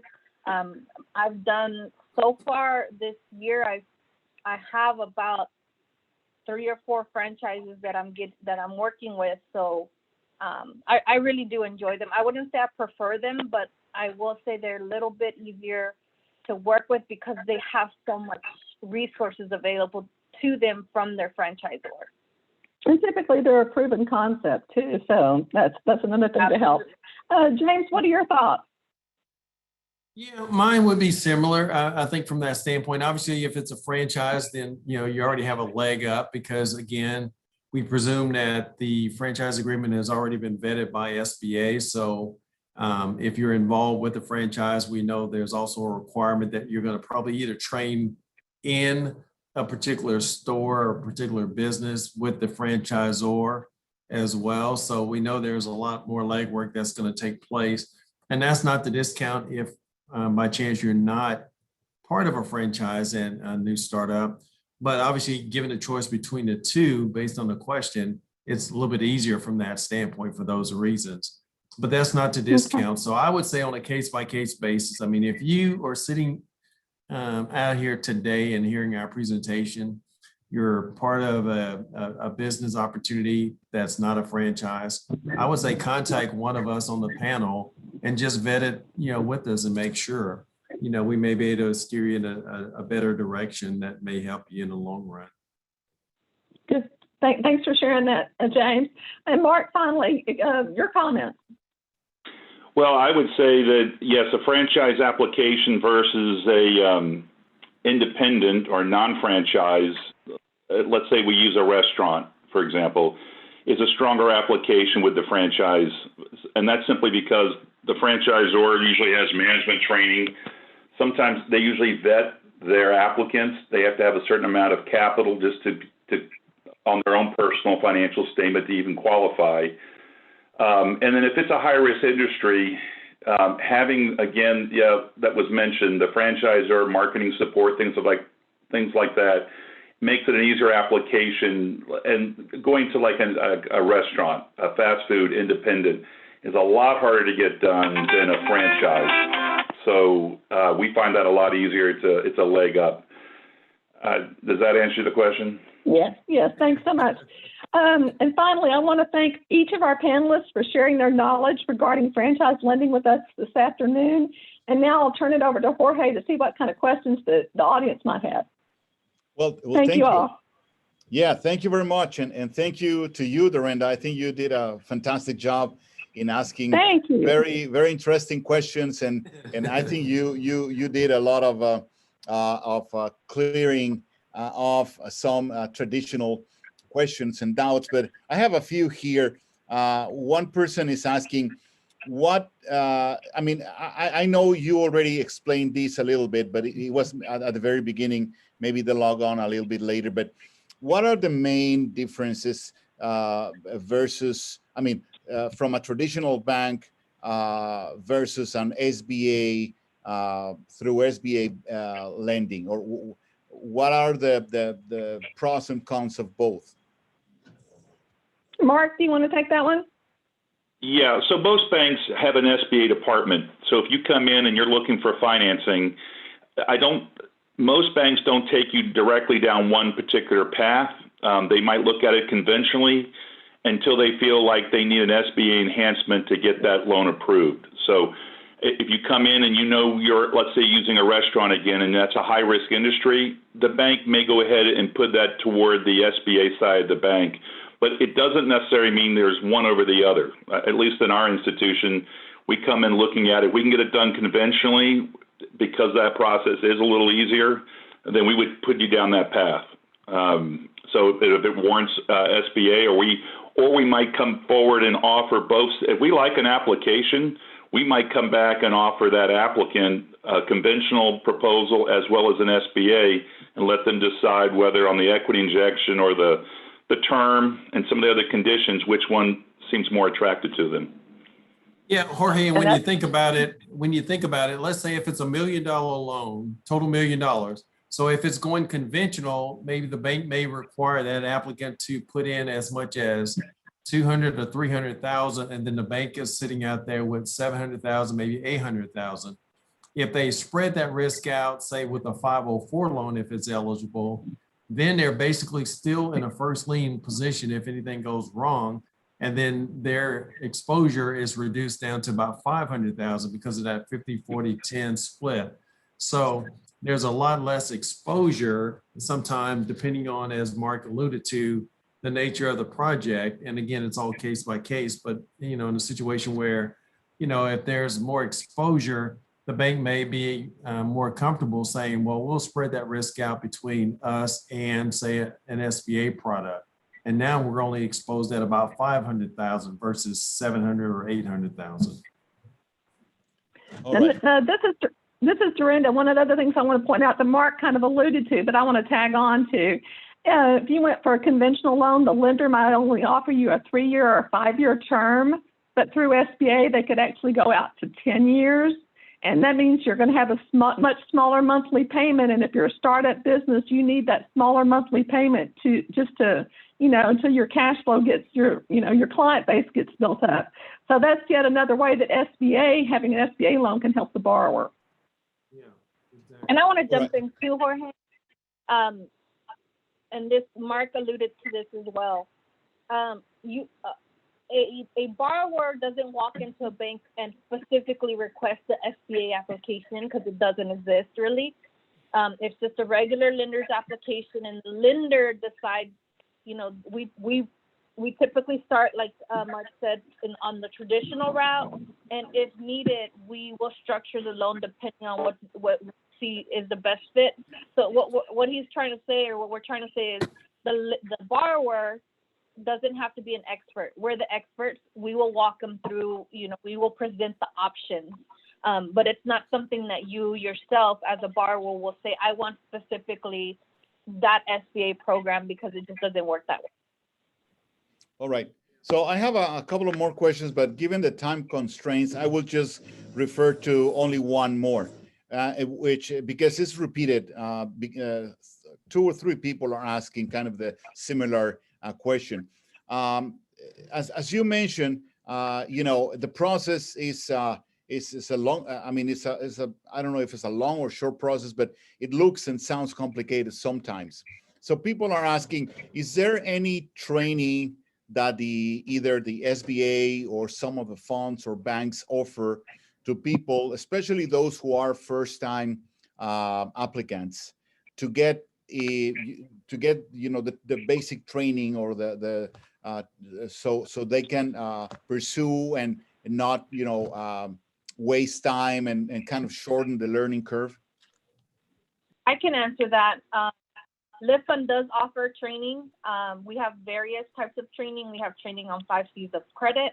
I've done training myself for the Small Business Development Centers, where I talk about the 5 C's of credit, the process, the requirements.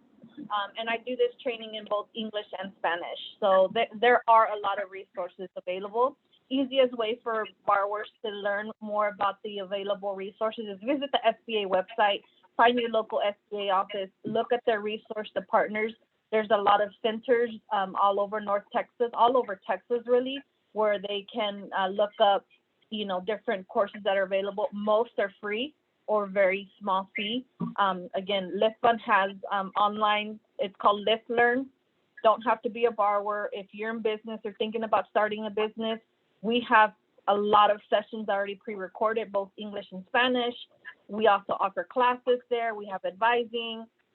We even do one-on-one consultation. You can even book a consultation with me if you want more information about the process. You don't even have to call. You can just book online a session with me. I will, go over the kind of high-level review of that process. And Jorge, this is Derenda again. If you want to share my email address with any of the audience, feel free to do that. And I can send them a link to our resource guide, because we know we've also, in addition to SCORE and the Small Business Development Center, we also have a Women's Business Center and a Veterans Business Outreach Center that's located at UTA in Arlington. So there's a whole, again, as Rosie mentioned, there's a plethora of resources available out there to assist small businesses at no cost or low cost. Excellent. Well, thank you. I mean, we have arrived to the top of the hour. We have a few minutes just to change and go into the next segment of our event. But I really want to thank all of you for your time. They were very interesting concepts. I think the three different points of view were very, very enriching in terms of different aspects and different things. So thank you again, and thank you, Derenda, for helping us putting this panel together and for your wonderful moderation of the panel. And I look forward to see you soon again, and we will distribute your email for all people wanting to contact you later. Perfect. Thanks so much, Jorge. Thanks for the opportunity. Really appreciate it. Thank you all. Jorge, Derenda, thank you. Appreciate it. Thank you, guys. Take care, everyone. Thank you, guys. All right. Bye-bye.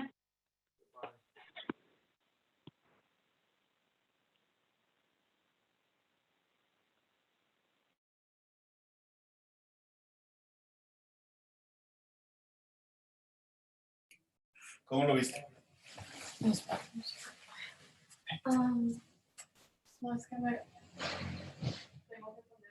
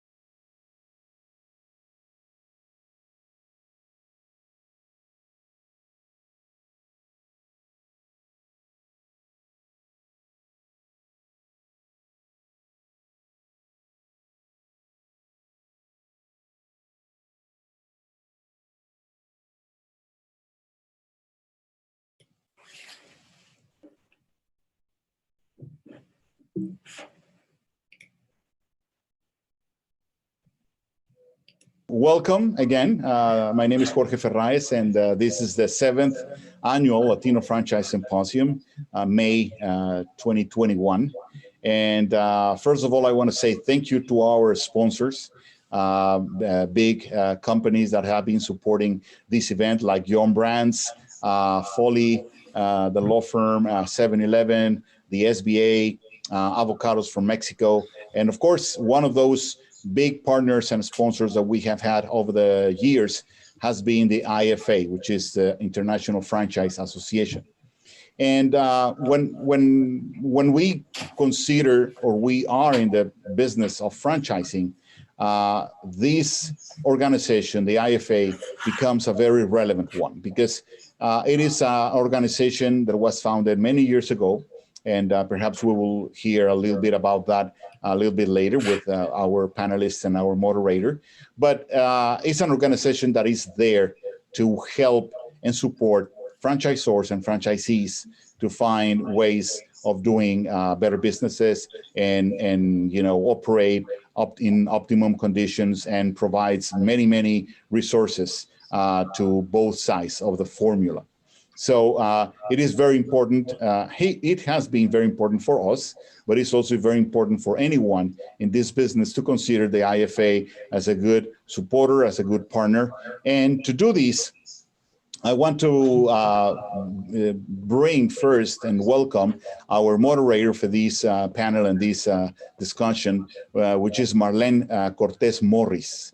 Marlén is a member of the Diversity Institute Board of the International Franchise Association, and she is also a shareholder at Ogletree, Deakins, Nash, Smoak, and Stewart, a law firm that I understand is very well embedded into the practice of franchise and distribution, and she will let us know that later on. But we also have Michael Mercado. He is the Vice President of Franchise Operations for Soccer Shots Franchising. And we understand he has a lot of experience and a lot of activity operating and franchise and multi-franchise and levels. And we also have Luis Alvarez, who is a master franchisee for Stratus Building Solutions. So the three of them are very well into this industry, and it's my pleasure to welcome you, ladies and gentlemen, to this panel recording. So Marlén, welcome. Thank you for helping and supporting with this panel. And now I go to you with your turn. Thank you so much for that wonderful introduction, Jorge. We're so glad to be here. I want to start off by just telling you a little bit more about the IFA and the Diversity Institute Board. As Jorge alluded to, I am a member of the Diversity Institute Board, and I have been on that board for about 6 years. The International Franchise Association has been around for about 60 years, and it's one of the largest trade associations for franchising in the country and even internationally. The IFA does a lot of important work to support and promote franchising in the country. It works in government relations and public policy, media relations. There's a lot of education and programming to help protect, enhance, and promote franchising. It also gets involved in really studying trends in the franchise market so that we know what is happening, where are there opportunities, where are there some threats, and how we can deal with those. There are many, like hundreds of IFA members that are franchise companies in hundreds of different business formats. So anything from, like sports and recreation, like Mike, to cleaning services like Luis, and many others, right? Like in the food industry, like Yum Brands. And so the Diversity Institute is an arm of the IFA. And one of our goals is to work to promote and foster diversity and inclusion within the franchising community. We focus a lot in providing educational content again to franchise operators, and we want to be a resource for diverse entrepreneurs who either are exploring franchising or are already in franchising, but can always use, learning more. And we put together programming throughout the year, various events. And it's just a really convenient place for diverse entrepreneurs to get together and brainstorm or share best practices. We are currently working on a number of really key initiatives, and it's one of the reasons why we're so excited to be here at the Latino Franchise Symposium. And that is over the past year and some months, we are, as a nation, have been dealing with some very difficult issues, including the COVID-19 pandemic. And our panelists, Mike and Luis, are going to share with us how that has impacted their franchise businesses and how they have dealt with that.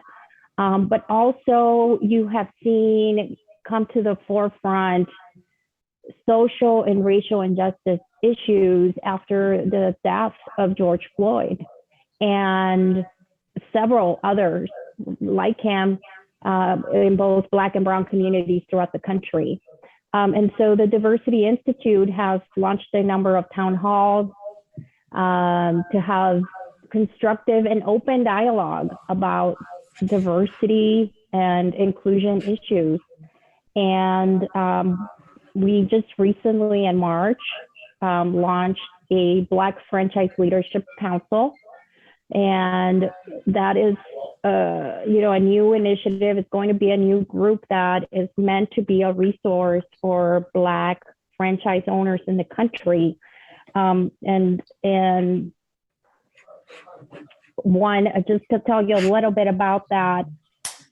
So the Black Franchise Leadership Council, through our studies, we have learned that we have a very diverse base of franchise owners. And this council is going to work to ensure that Blacks have improved and fair access to financial capital. It's going to be an avenue where they can get together and collaborate on all things franchising. Again, improving education, because we hear of a lot of barriers to entry into franchising, and a lot of times those have to do with just lack of knowledge, lack of information, and lack of capital. So this council is going to be working very hard at fulfilling those two buckets. And we're here to also let you know we're a resource. Look us up, IFA Foundation, Diversity Institute Board, get involved, become a member, and learn more about us. And just to kick off our presentation on diversity, I have a slide that I want to share.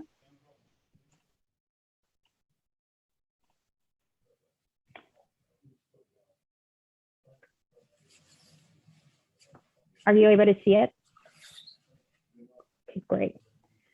So on this slide, what you'll see is there was a study that was done, and it was really trying to target what the number of diverse owners are within franchising. It did so by looking at census numbers from 2007 and compared them to 2012. And what you uncovered is that, sorry, I'm trying to find some key findings came out of that study. As you can see, nearly 1/3 of franchises were owned by minorities, compared to about 19% of non-franchise businesses. And then you have a breakdown there by ethnicity, Asians, Hispanics, and Blacks. And you can see the numbers are across the board for franchise businesses bigger for diverse owners than they are for non-franchise businesses. So we are seeing continued growth and explosion in franchising, and we think that it's going to only continue to grow in the coming years.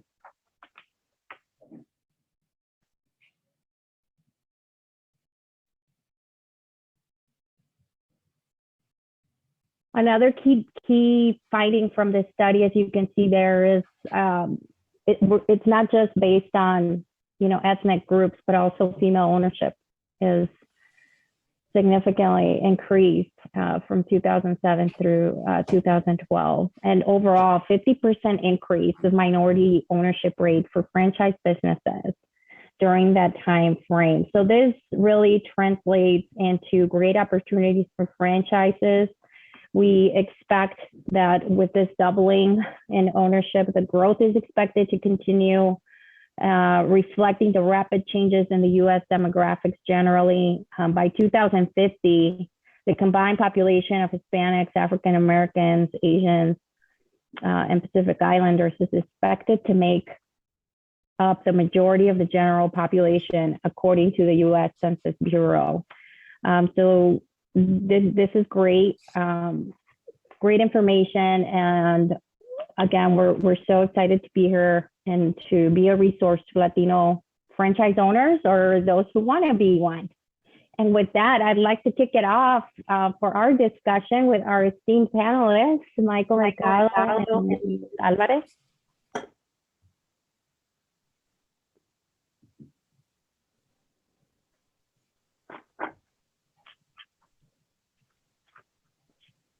So to kick it off, Michael,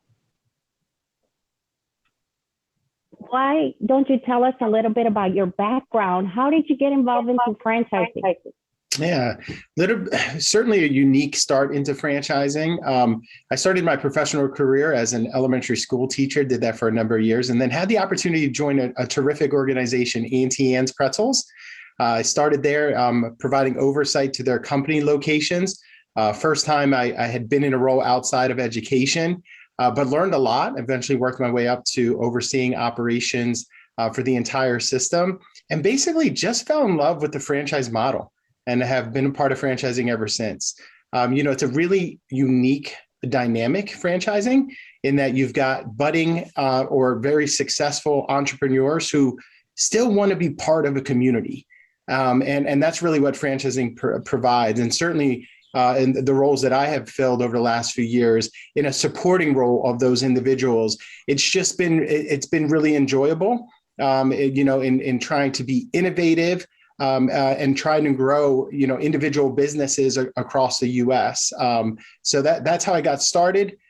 Joined Soccer Shots about 3 years ago, but ever since I made that jump, I've been in franchising ever since. So how long have you been in franchising? I started my career in franchising in 2008. So that's when I got my foot in the door, and like I said, I've been in many roles, mainly operations throughout. But yeah, ever since 2008. Why don't you tell the audience a little bit about Soccer Shots and your role there? Oh, great. Yeah. So Soccer Shots is the premier soccer experience for children's ages 2 to 8. So we get to teach kids soccer. So it's pretty cool. We really focus on character development and use soccer as the way of delivering it. So we've got about 250 locations currently across the US and Canada, about 39 states in the US and Canada as well. So I've been at this, Soccer Shots has been in existence for a number of years, growing at a tremendous pace. And yeah, we have a building, and I get to look outside my office and see kids playing soccer. It's pretty amazing. That's great. And I'm like a huge soccer fan, and that's how Mike and I met. So, Luis, why don't you tell us a little bit about you, how you got into franchising and the franchise concept that you're in? Yeah, similar to Michael, in my case, I've been working for corporate America companies over 20 plus years. Always looking for something that is more personal, something that we can really develop for you. That's why the reason 3 years ago I started kind of a personal mission to find an opportunity And I see a franchise kind of area, a good opportunity where you can really see a business model that you can apply and also learn from that. So being in US and also coming from Latin America, even though I mean, we a lot of experience working with different companies, but trying to really to find a business model that really is something that is you can take advantage on your personal experience on that was key for me. So I went through a process like probably many of the audience here that I went with a coach for a franchisee or franchise opportunity. I went through that journey to really see what would be the best opportunity, what business model really I can see an opportunity. Through that is where I really made a decision with a partner also to join Stratus. The Stratus Building Solution is one of the franchise that is growing very fast. We saw a very interesting opportunity in that area, knowing what is going on with the I mean, in terms of commercial cleaning services across the U.S. Also knowing as well that the impact that we can also bring to our communities. That was something that also that we decided to go through that process. So I think now that our decision really clearly for us was the right decision. With the situation or the unprecedented situation that we are facing with COVID last year, even though that, which I will share my experience of how we face that situation, but even though that situation, we saw a very, very clear opportunity for growth, and our business right now is growing so fast, and basically based on that situation. So we consider that this was a good opportunity, but most important for us was an interesting opportunity to really be in very close contact with our communities, and the value that we are right now bringing to our community is huge on that. So that's kind of the experience that I want to share with all of you. Luis, I think that is so great. And for the audience that doesn't really know that much about Stratus Building, like tell them what is it about and why have you experienced this growth during the pandemic? That's one of the points that I really want both of you to touch on, how the pandemic has impacted both of your businesses and how you are coming out of it. Great question. Stratus Building Solution is a franchise that is dedicated or the main focus on commercial cleaning services. Basically middle size, small size of commercial buildings or commercial companies. Our main focus is to provide cleaning or janitorial services for those companies. We are the master franchise. In the case of Stratus, they are in more than 60 cities across US, since the East Coast to the West Coast, and also all around US and also in Canada. The value that I see is that our main focus is we as a master, we work with franchisees or franchise owners that we need to develop them. So the franchise owners are the ones that they perform the operation or the cleaning service. And we as a master franchise, we are partners. We are two companies. We are partners that our mission is to develop them in a more professional way. So you are a franchise owner and you perform the cleaning services. Our mission, our value is to provide to them advertising, marketing, collection, billing. So make sure that they are growing or they are developing their expertise in cleaning, but in a professional way. That's our mission. That's the connection that we have with the franchise owners. So we find companies for them to provide the cleaning, but we also are the ones that we develop them, right? So in terms of the professional, in a professional way, how to compare with other companies in the janitorial sector. That's wonderful because operational support is huge, and it's a very important factor in the success of any franchise business. I'm curious to hear whether you find that being a diverse franchise or business owner yourself, whether that helps you in your dealings with your franchisees. Yeah, this is a great point because the franchise owner where we work with, they are also from minorities, all of them. So we have Asian franchise owners, we have Black community franchise owners, and also Hispanic. Probably 80% of our franchise owners are Hispanic. And the other 20% is between Asian and also Black community as well. So really, our franchise owners, all of them are part of the minority, as a minority community. On one of our key, we can say, success stories, success factor for us was the connection that we have with them in terms to really, first of all, is to differentiate that we are not an employer from them. They are not our employees.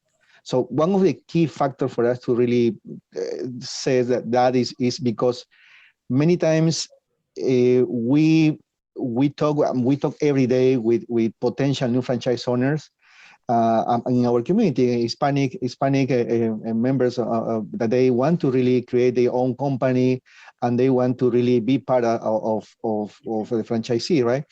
But many times we find that they have a confusion in terms of, no, but you are I need to really to receive your direction, right? You are my employee. So these type of things, we are very clear that no, we are partners. We are two different companies, right? And we want to develop them in a more professional way, right? But this is important, the connection, and then how they really see that being a professional really is when they take into account their own business, right? How they are going to grow by themselves, right?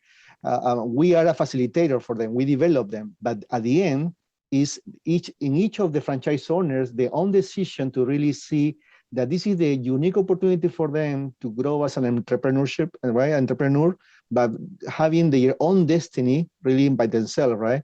And this is important because many times they don't have clear picture about it, and this is important factor on that for us. We provide, a lot of solutions, tools, process, right? So our experience from in my case, so in operations, working for these big companies, for corporate American companies, provide a unique, expertise that we are translating this to our franchise owners. So for sure, it was not easy for us also as a master franchise, being also a minority, learning from the rules, learning also from how we manage a company in US. Even though we were employees from corporate America, it's different when you are an owner. So it's a different experience. But again, when you see that in terms of the opportunities on the process improvement, at the end is that, right? So it's how you connect with the franchise owners for them to really see that they can do it, they can grow. And we show that. So it is that we have many franchise owners that they started very, very low levels. And now they are having a business that are thousands of dollars, $100 or more than $500,000 per year. So, and they are doing this by themselves, right? With their families, friends, and they believe in this model. But it's important to get that connection with them, that they are open also to receive this type of feedback, and also and to differentiate what they really need to create in their own destiny and how they are going to build their own company, right? That's important. That's such a great point about, being a partner and controlling your own destiny. And I think this is why there's a lot of entrepreneurs that go into franchising, and you see the numbers increasing for diverse owners. I'm a first generation attorney, so in my family, I'm a native of Mexico, and I can say that that the words you said about controlling your own destiny, they apply to me as well. And it's difficult when you're the first. There's a lot of information that you don't know, and you may be going through it, on your own the first time and learning the hard way.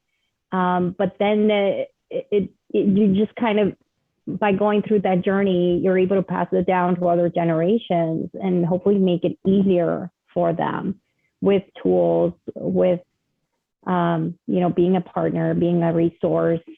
So Mike, I am very curious to also hear your perspective as a franchisor and being in operation about how you've dealt with, the pandemic, how that's impacted your business, if at all, and how you've overcome any challenges.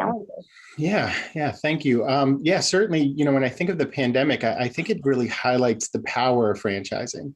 We engage with children in person. So March of last year, when that was no longer an option for us and we had to pull everyone off of Soccer Island, in essence, it basically put a complete halt to our business. It was happening during the spring season, which is one of the largest seasons for each of our franchise partners. But again, because you're not necessarily going into this alone, at our level, we were working behind the scenes, understanding that if this in fact would take place, how could we provide an offering to our parents so that they could still have a Soccer Shots experience, not the typical experience, certainly different, but continue with Soccer Shots, because we collected the vast majority of our revenue prior to the pandemic. So how would we prevent an onslaught of credits and refunds? So behind the scenes, we started working on a product that we titled Soccer Shots on the Go, which in essence were interactive videos. You might think of it as Blue's Clues meets Soccer Shots. And we created those behind the scene. And when this happened, we were ready to deliver them to our franchise partners, who then in essence were able to, on a weekly basis, send these out to our parents. We were able to retain over 90% of the revenue that we collected, which in essence saved our business in general, and certainly many individual franchise partners' businesses. And then we just doubled down on the level of support. Nobody had to go through this on their own. Even when it came to government funding, a lot of our franchise partners had questions on how to apply, how to ensure that they could get in line. And so we did a lot of that lift for them, because we knew that it was going to be mutually beneficial for everyone to be prepared and get those additional funds. And we doubled down on the level of communication. No one really knew what was going to happen, but we knew we were going to figure it out together. So we started having 2 community town halls on a weekly basis, and just ensuring that we were preparing for the next phase. Coming into 2021, like many businesses, I don't think we really knew what to expect. We were confident that we did the right things during a really challenging time, continued communicating with our families. We felt that when things started opening back up, that we would see, business building back, but we weren't sure at what level. So, initially we went into 2021 pretty conservatively from a forecasting standpoint. 2019, every year was bigger than the last. So that was our largest year to date. So, we anticipated, hey, we might be 50% of what we were in 2019. We were confident, though, that we'd build it back. I sit here now, going into May, and we can say for the first 4 months of 2021, we've exceeded 2019 numbers. Nobody would have expected that. But a lot of it, I think, is because of the work that was done during those really challenging times. We positioned ourselves to come out of it stronger than ever. And certainly, that wasn't, we could not have done that had we not really come alongside each other, both franchisee and franchisor.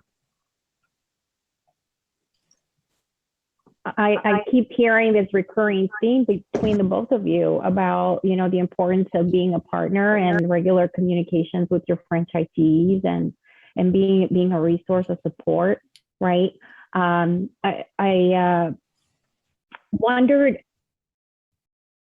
as well, since we're talking about, over the last year, the challenges we've been facing, have your respective franchise businesses been impacted at all in terms of, the diversity and inclusion initiatives or racial injustice movement? Have you seen any particular challenges within your organizations, your franchise businesses, with respect to those issues? Yeah, I'll take a stab at that first. So, I think Soccer Shots has always prided themselves in making sure that we are providing a real inclusive environment. In fact, our vision statement is, we exist to provide a beloved growth experience for every child and a remarkable experience for every family. But as it relates to the current issues that we're facing as it relates to DEI, we wanted our parents to know, like, when we say every child, when we say every family, we mean that. So we did focus on, like, what does our community, what do our franchise partners really need moving forward to ensure that these aren't words on a page, but certainly something that we're living through every day, and continuing to ask questions on how we do better. So we're really focused right now on getting the appropriate training for our community, and also to our internal staff as well. That's something that we're vetting trainers as I speak, to bring that resource to our community. Also, too, we did start a DEI committee, where we invited various members of our community to be a part of it, to really just ensure that we're engaged in those conversations, that we're staying on top of what's important, and in franchising, I know this, the audience here are, for individuals, whether in it or considering it, these initiatives are important because they're the right thing to do first and foremost, but it's also good for business. And that's something we should be aware of and be comfortable with. That's certainly not the sole reason and why we move forward with better understanding how we can, do things at a higher level. But it is something that we're focused on, and we have that conversation with our community on an ongoing basis.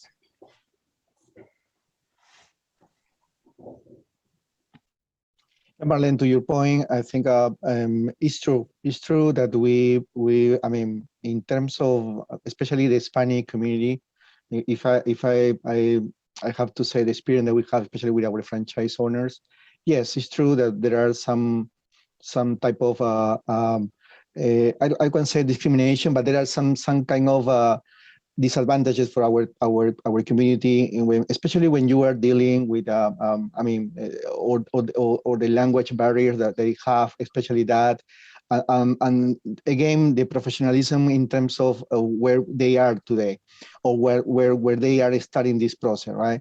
So I found that this is a disadvantage for our community, especially because we believe that, okay, commercial cleaning is a cleaning, right? It's very simple. Even though that, so many people, they came to us because they are part of a company, or they are cleaning houses, for example, in that case, and they say, no, it's easy, we can do it. Even though this is true essentially, but also it's true that they need also to be more prepared and be more professional on that.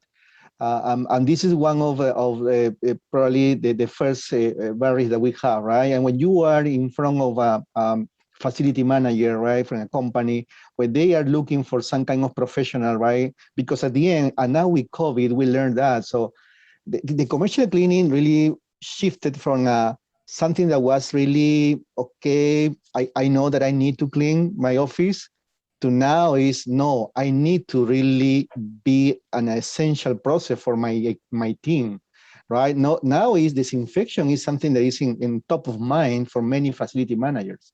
So, and with that also, with that mindset also, they are looking for some kind of more professional, really that they provide, because now it's a safety process for them. It's not just something that it's cleaning. So 2020 really was a big transformation in the mindset of how these companies, they look on commercial cleaning. But at the same time, we were not prepared good enough also to really change that on that also mindset on our franchise owners.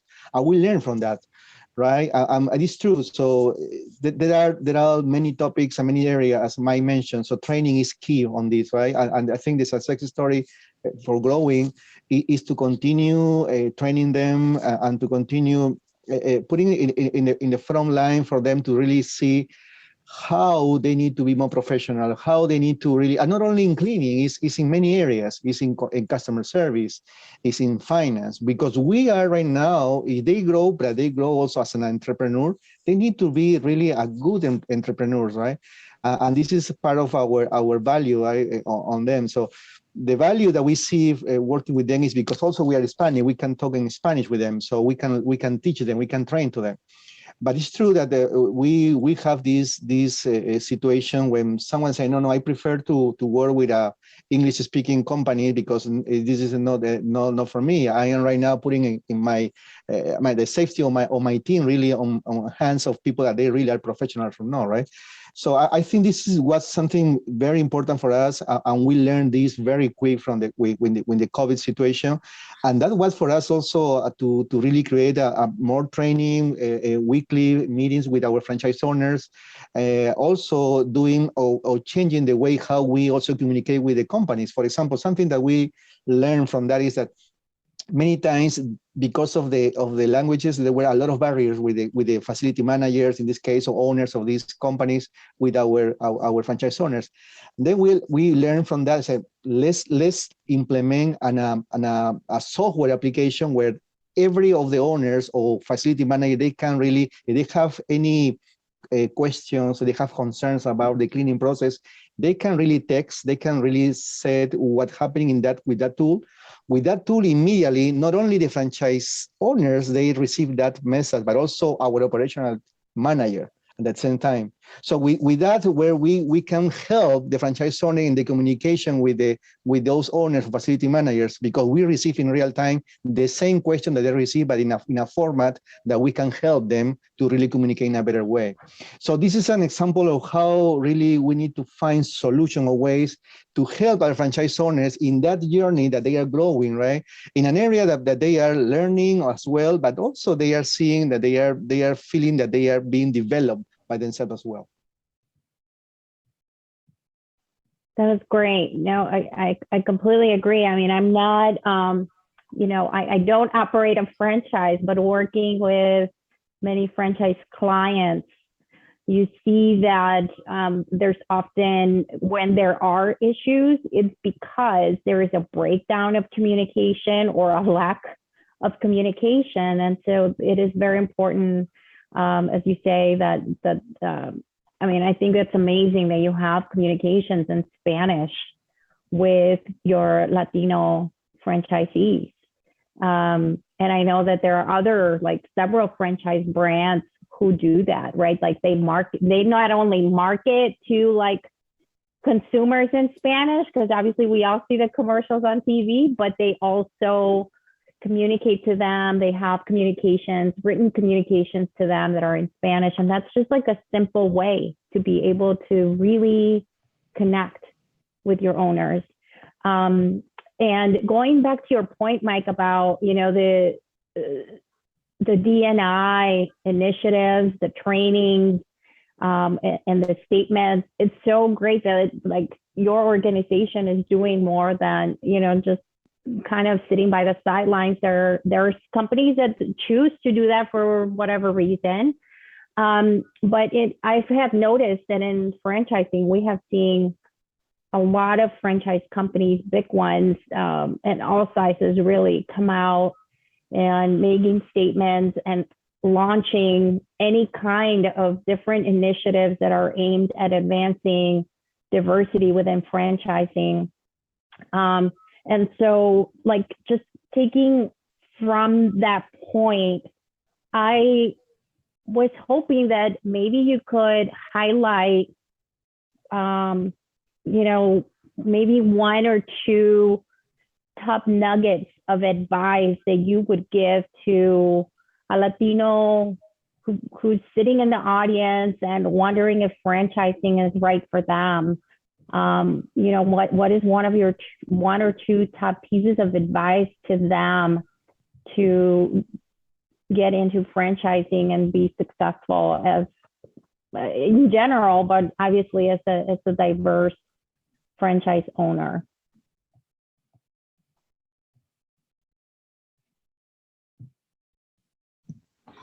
Yeah, I'll jump in. I was giving the floor, but I'm happy to go first.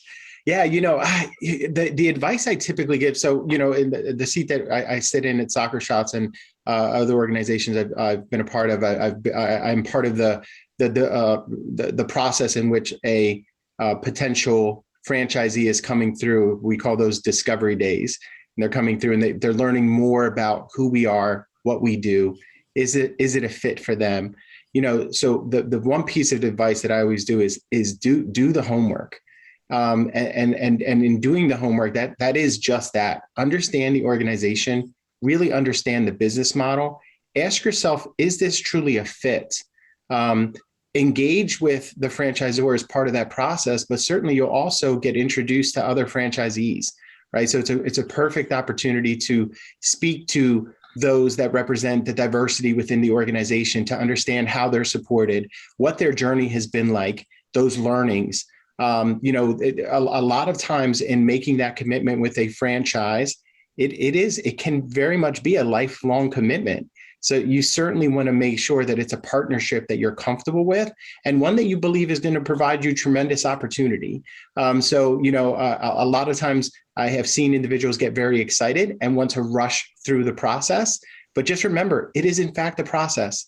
Take your time, have the conversations with the right people, ensure that you're connected with franchise partners that can provide a perspective and really dive deeply into their experience and make sure you're making a sound decision. That would be my advice. I will echo what Mike said. So this is the first step for sure in terms of really understanding the business model, right? So I think this is key, and take your time. Look at different alternatives. Never go for the first one. So try to really to compare and to see different alternatives. I think this is good because at the end is how you really feel comfortable, how you also can really apply your skills, your expertise, right, that you have in something that you know that you can really add value, right? So that's what's important to really have clear on that. The second piece that we'll add on that is also the how really you see that entrepreneurship mindset that really need to develop. Believe me, you don't need to really be or to know everything. No, this is important because I've seen really a lot of people that they say, no, I am right now have experience, or I know that. So probably this is a different probably scale of how you really see that. But believe me, you can really start with really zero in terms of experience, being really entrepreneurship or really owning a company. But it's important that you really have that open mind really to really see how you can grow on that. I've seen I have a lot of examples of people that they really were working for a company as an employee, going on that, receiving order direction, and now they are success entrepreneurs. So this is a really totally different, but it's important really for you to really see that there are some responsibilities that you need to really grow, and you need to also to apply. But this is a learning process. So it's something that you are with a good partner, as Mike said, because it's a partnership, right? That's why you need really to also to believe in the business model, because that's why it's a franchise is all about, right? So that you believe in a business model, you don't need to recreate nothing, right? So it's just about that. Don't try to really to say, no, now what I want to really apply whatever different. No, it's just follow the model, and then you will see that opportunity. And I'll just add from the attorney legal perspective, I completely echo what you both said.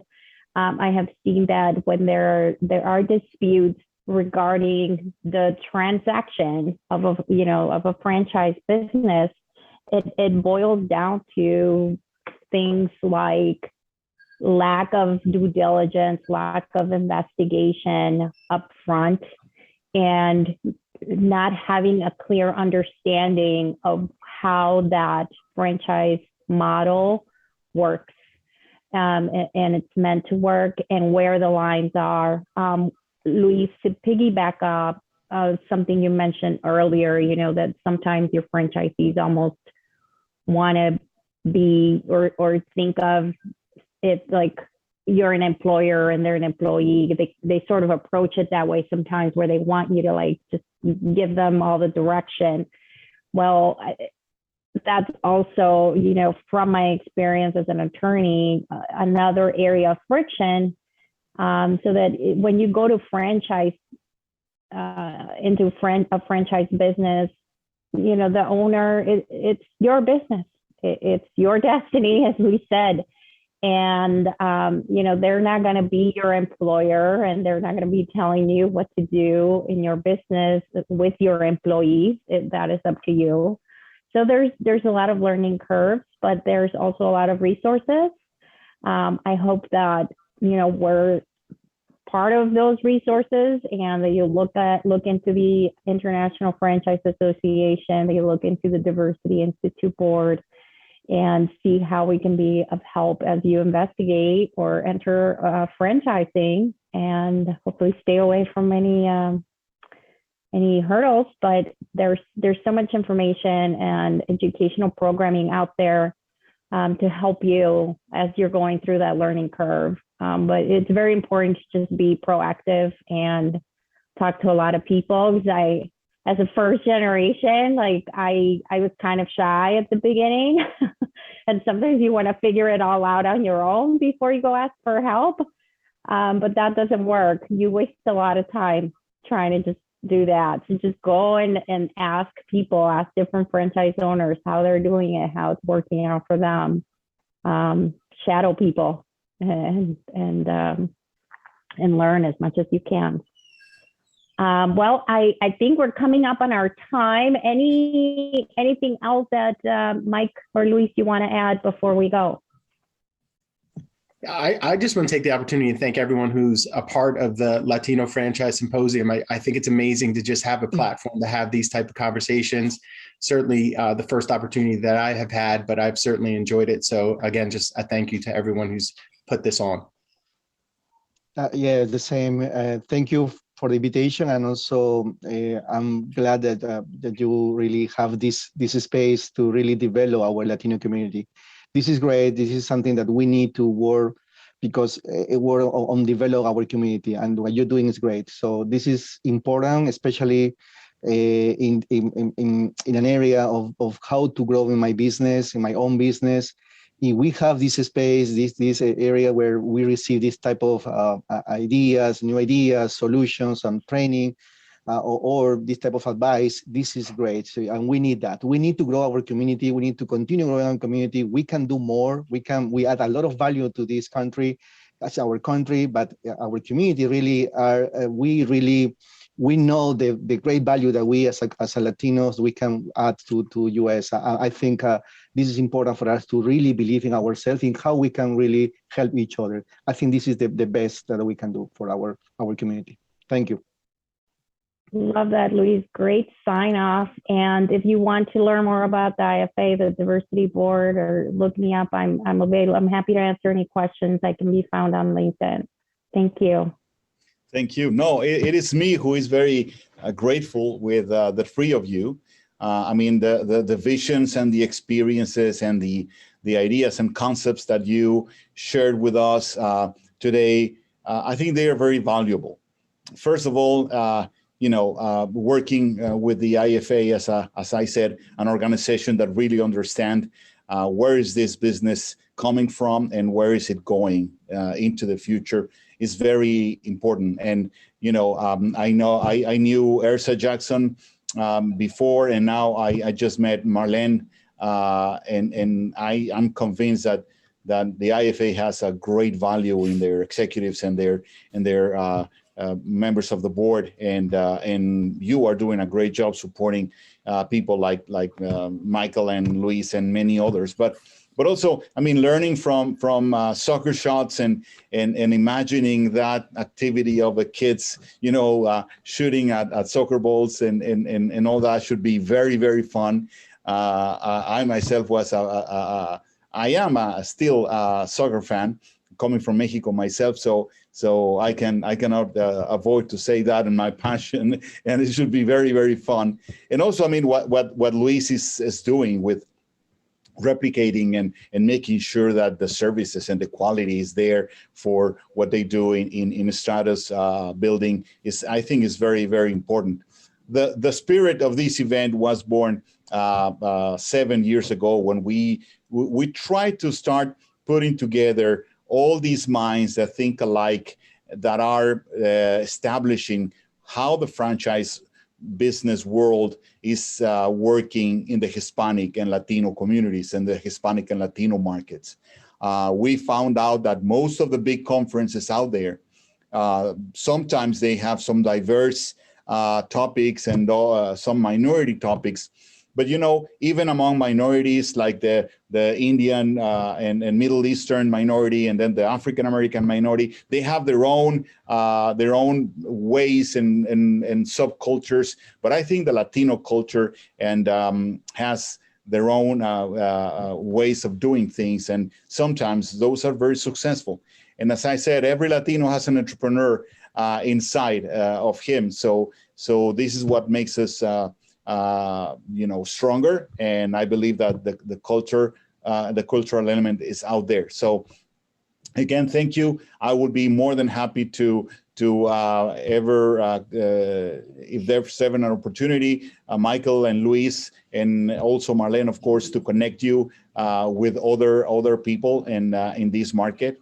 As I said, we have more than 600 attendees and 600 individuals that have demonstrated interest and have been making business through this platform. So I would be more than happy to have later on approaches to see how can we connect you with people that could end up being a very productive relationship. But thank you again. This has been a great panel. Thank you, Marlén, again for your right and very precise and moderation. Michael, I wish you the best of the success with your brand. And Luis, thank you very much, and also wish you the best of success. And thank you. We will be disseminating or promoting your contact information to the people that are going to watch this streaming. And also, if there's any connection, I will be able to send it to you directly. So thank you again. Thank you so much. Thank you, everyone. Thank you, everyone. Bye. Have a great evening.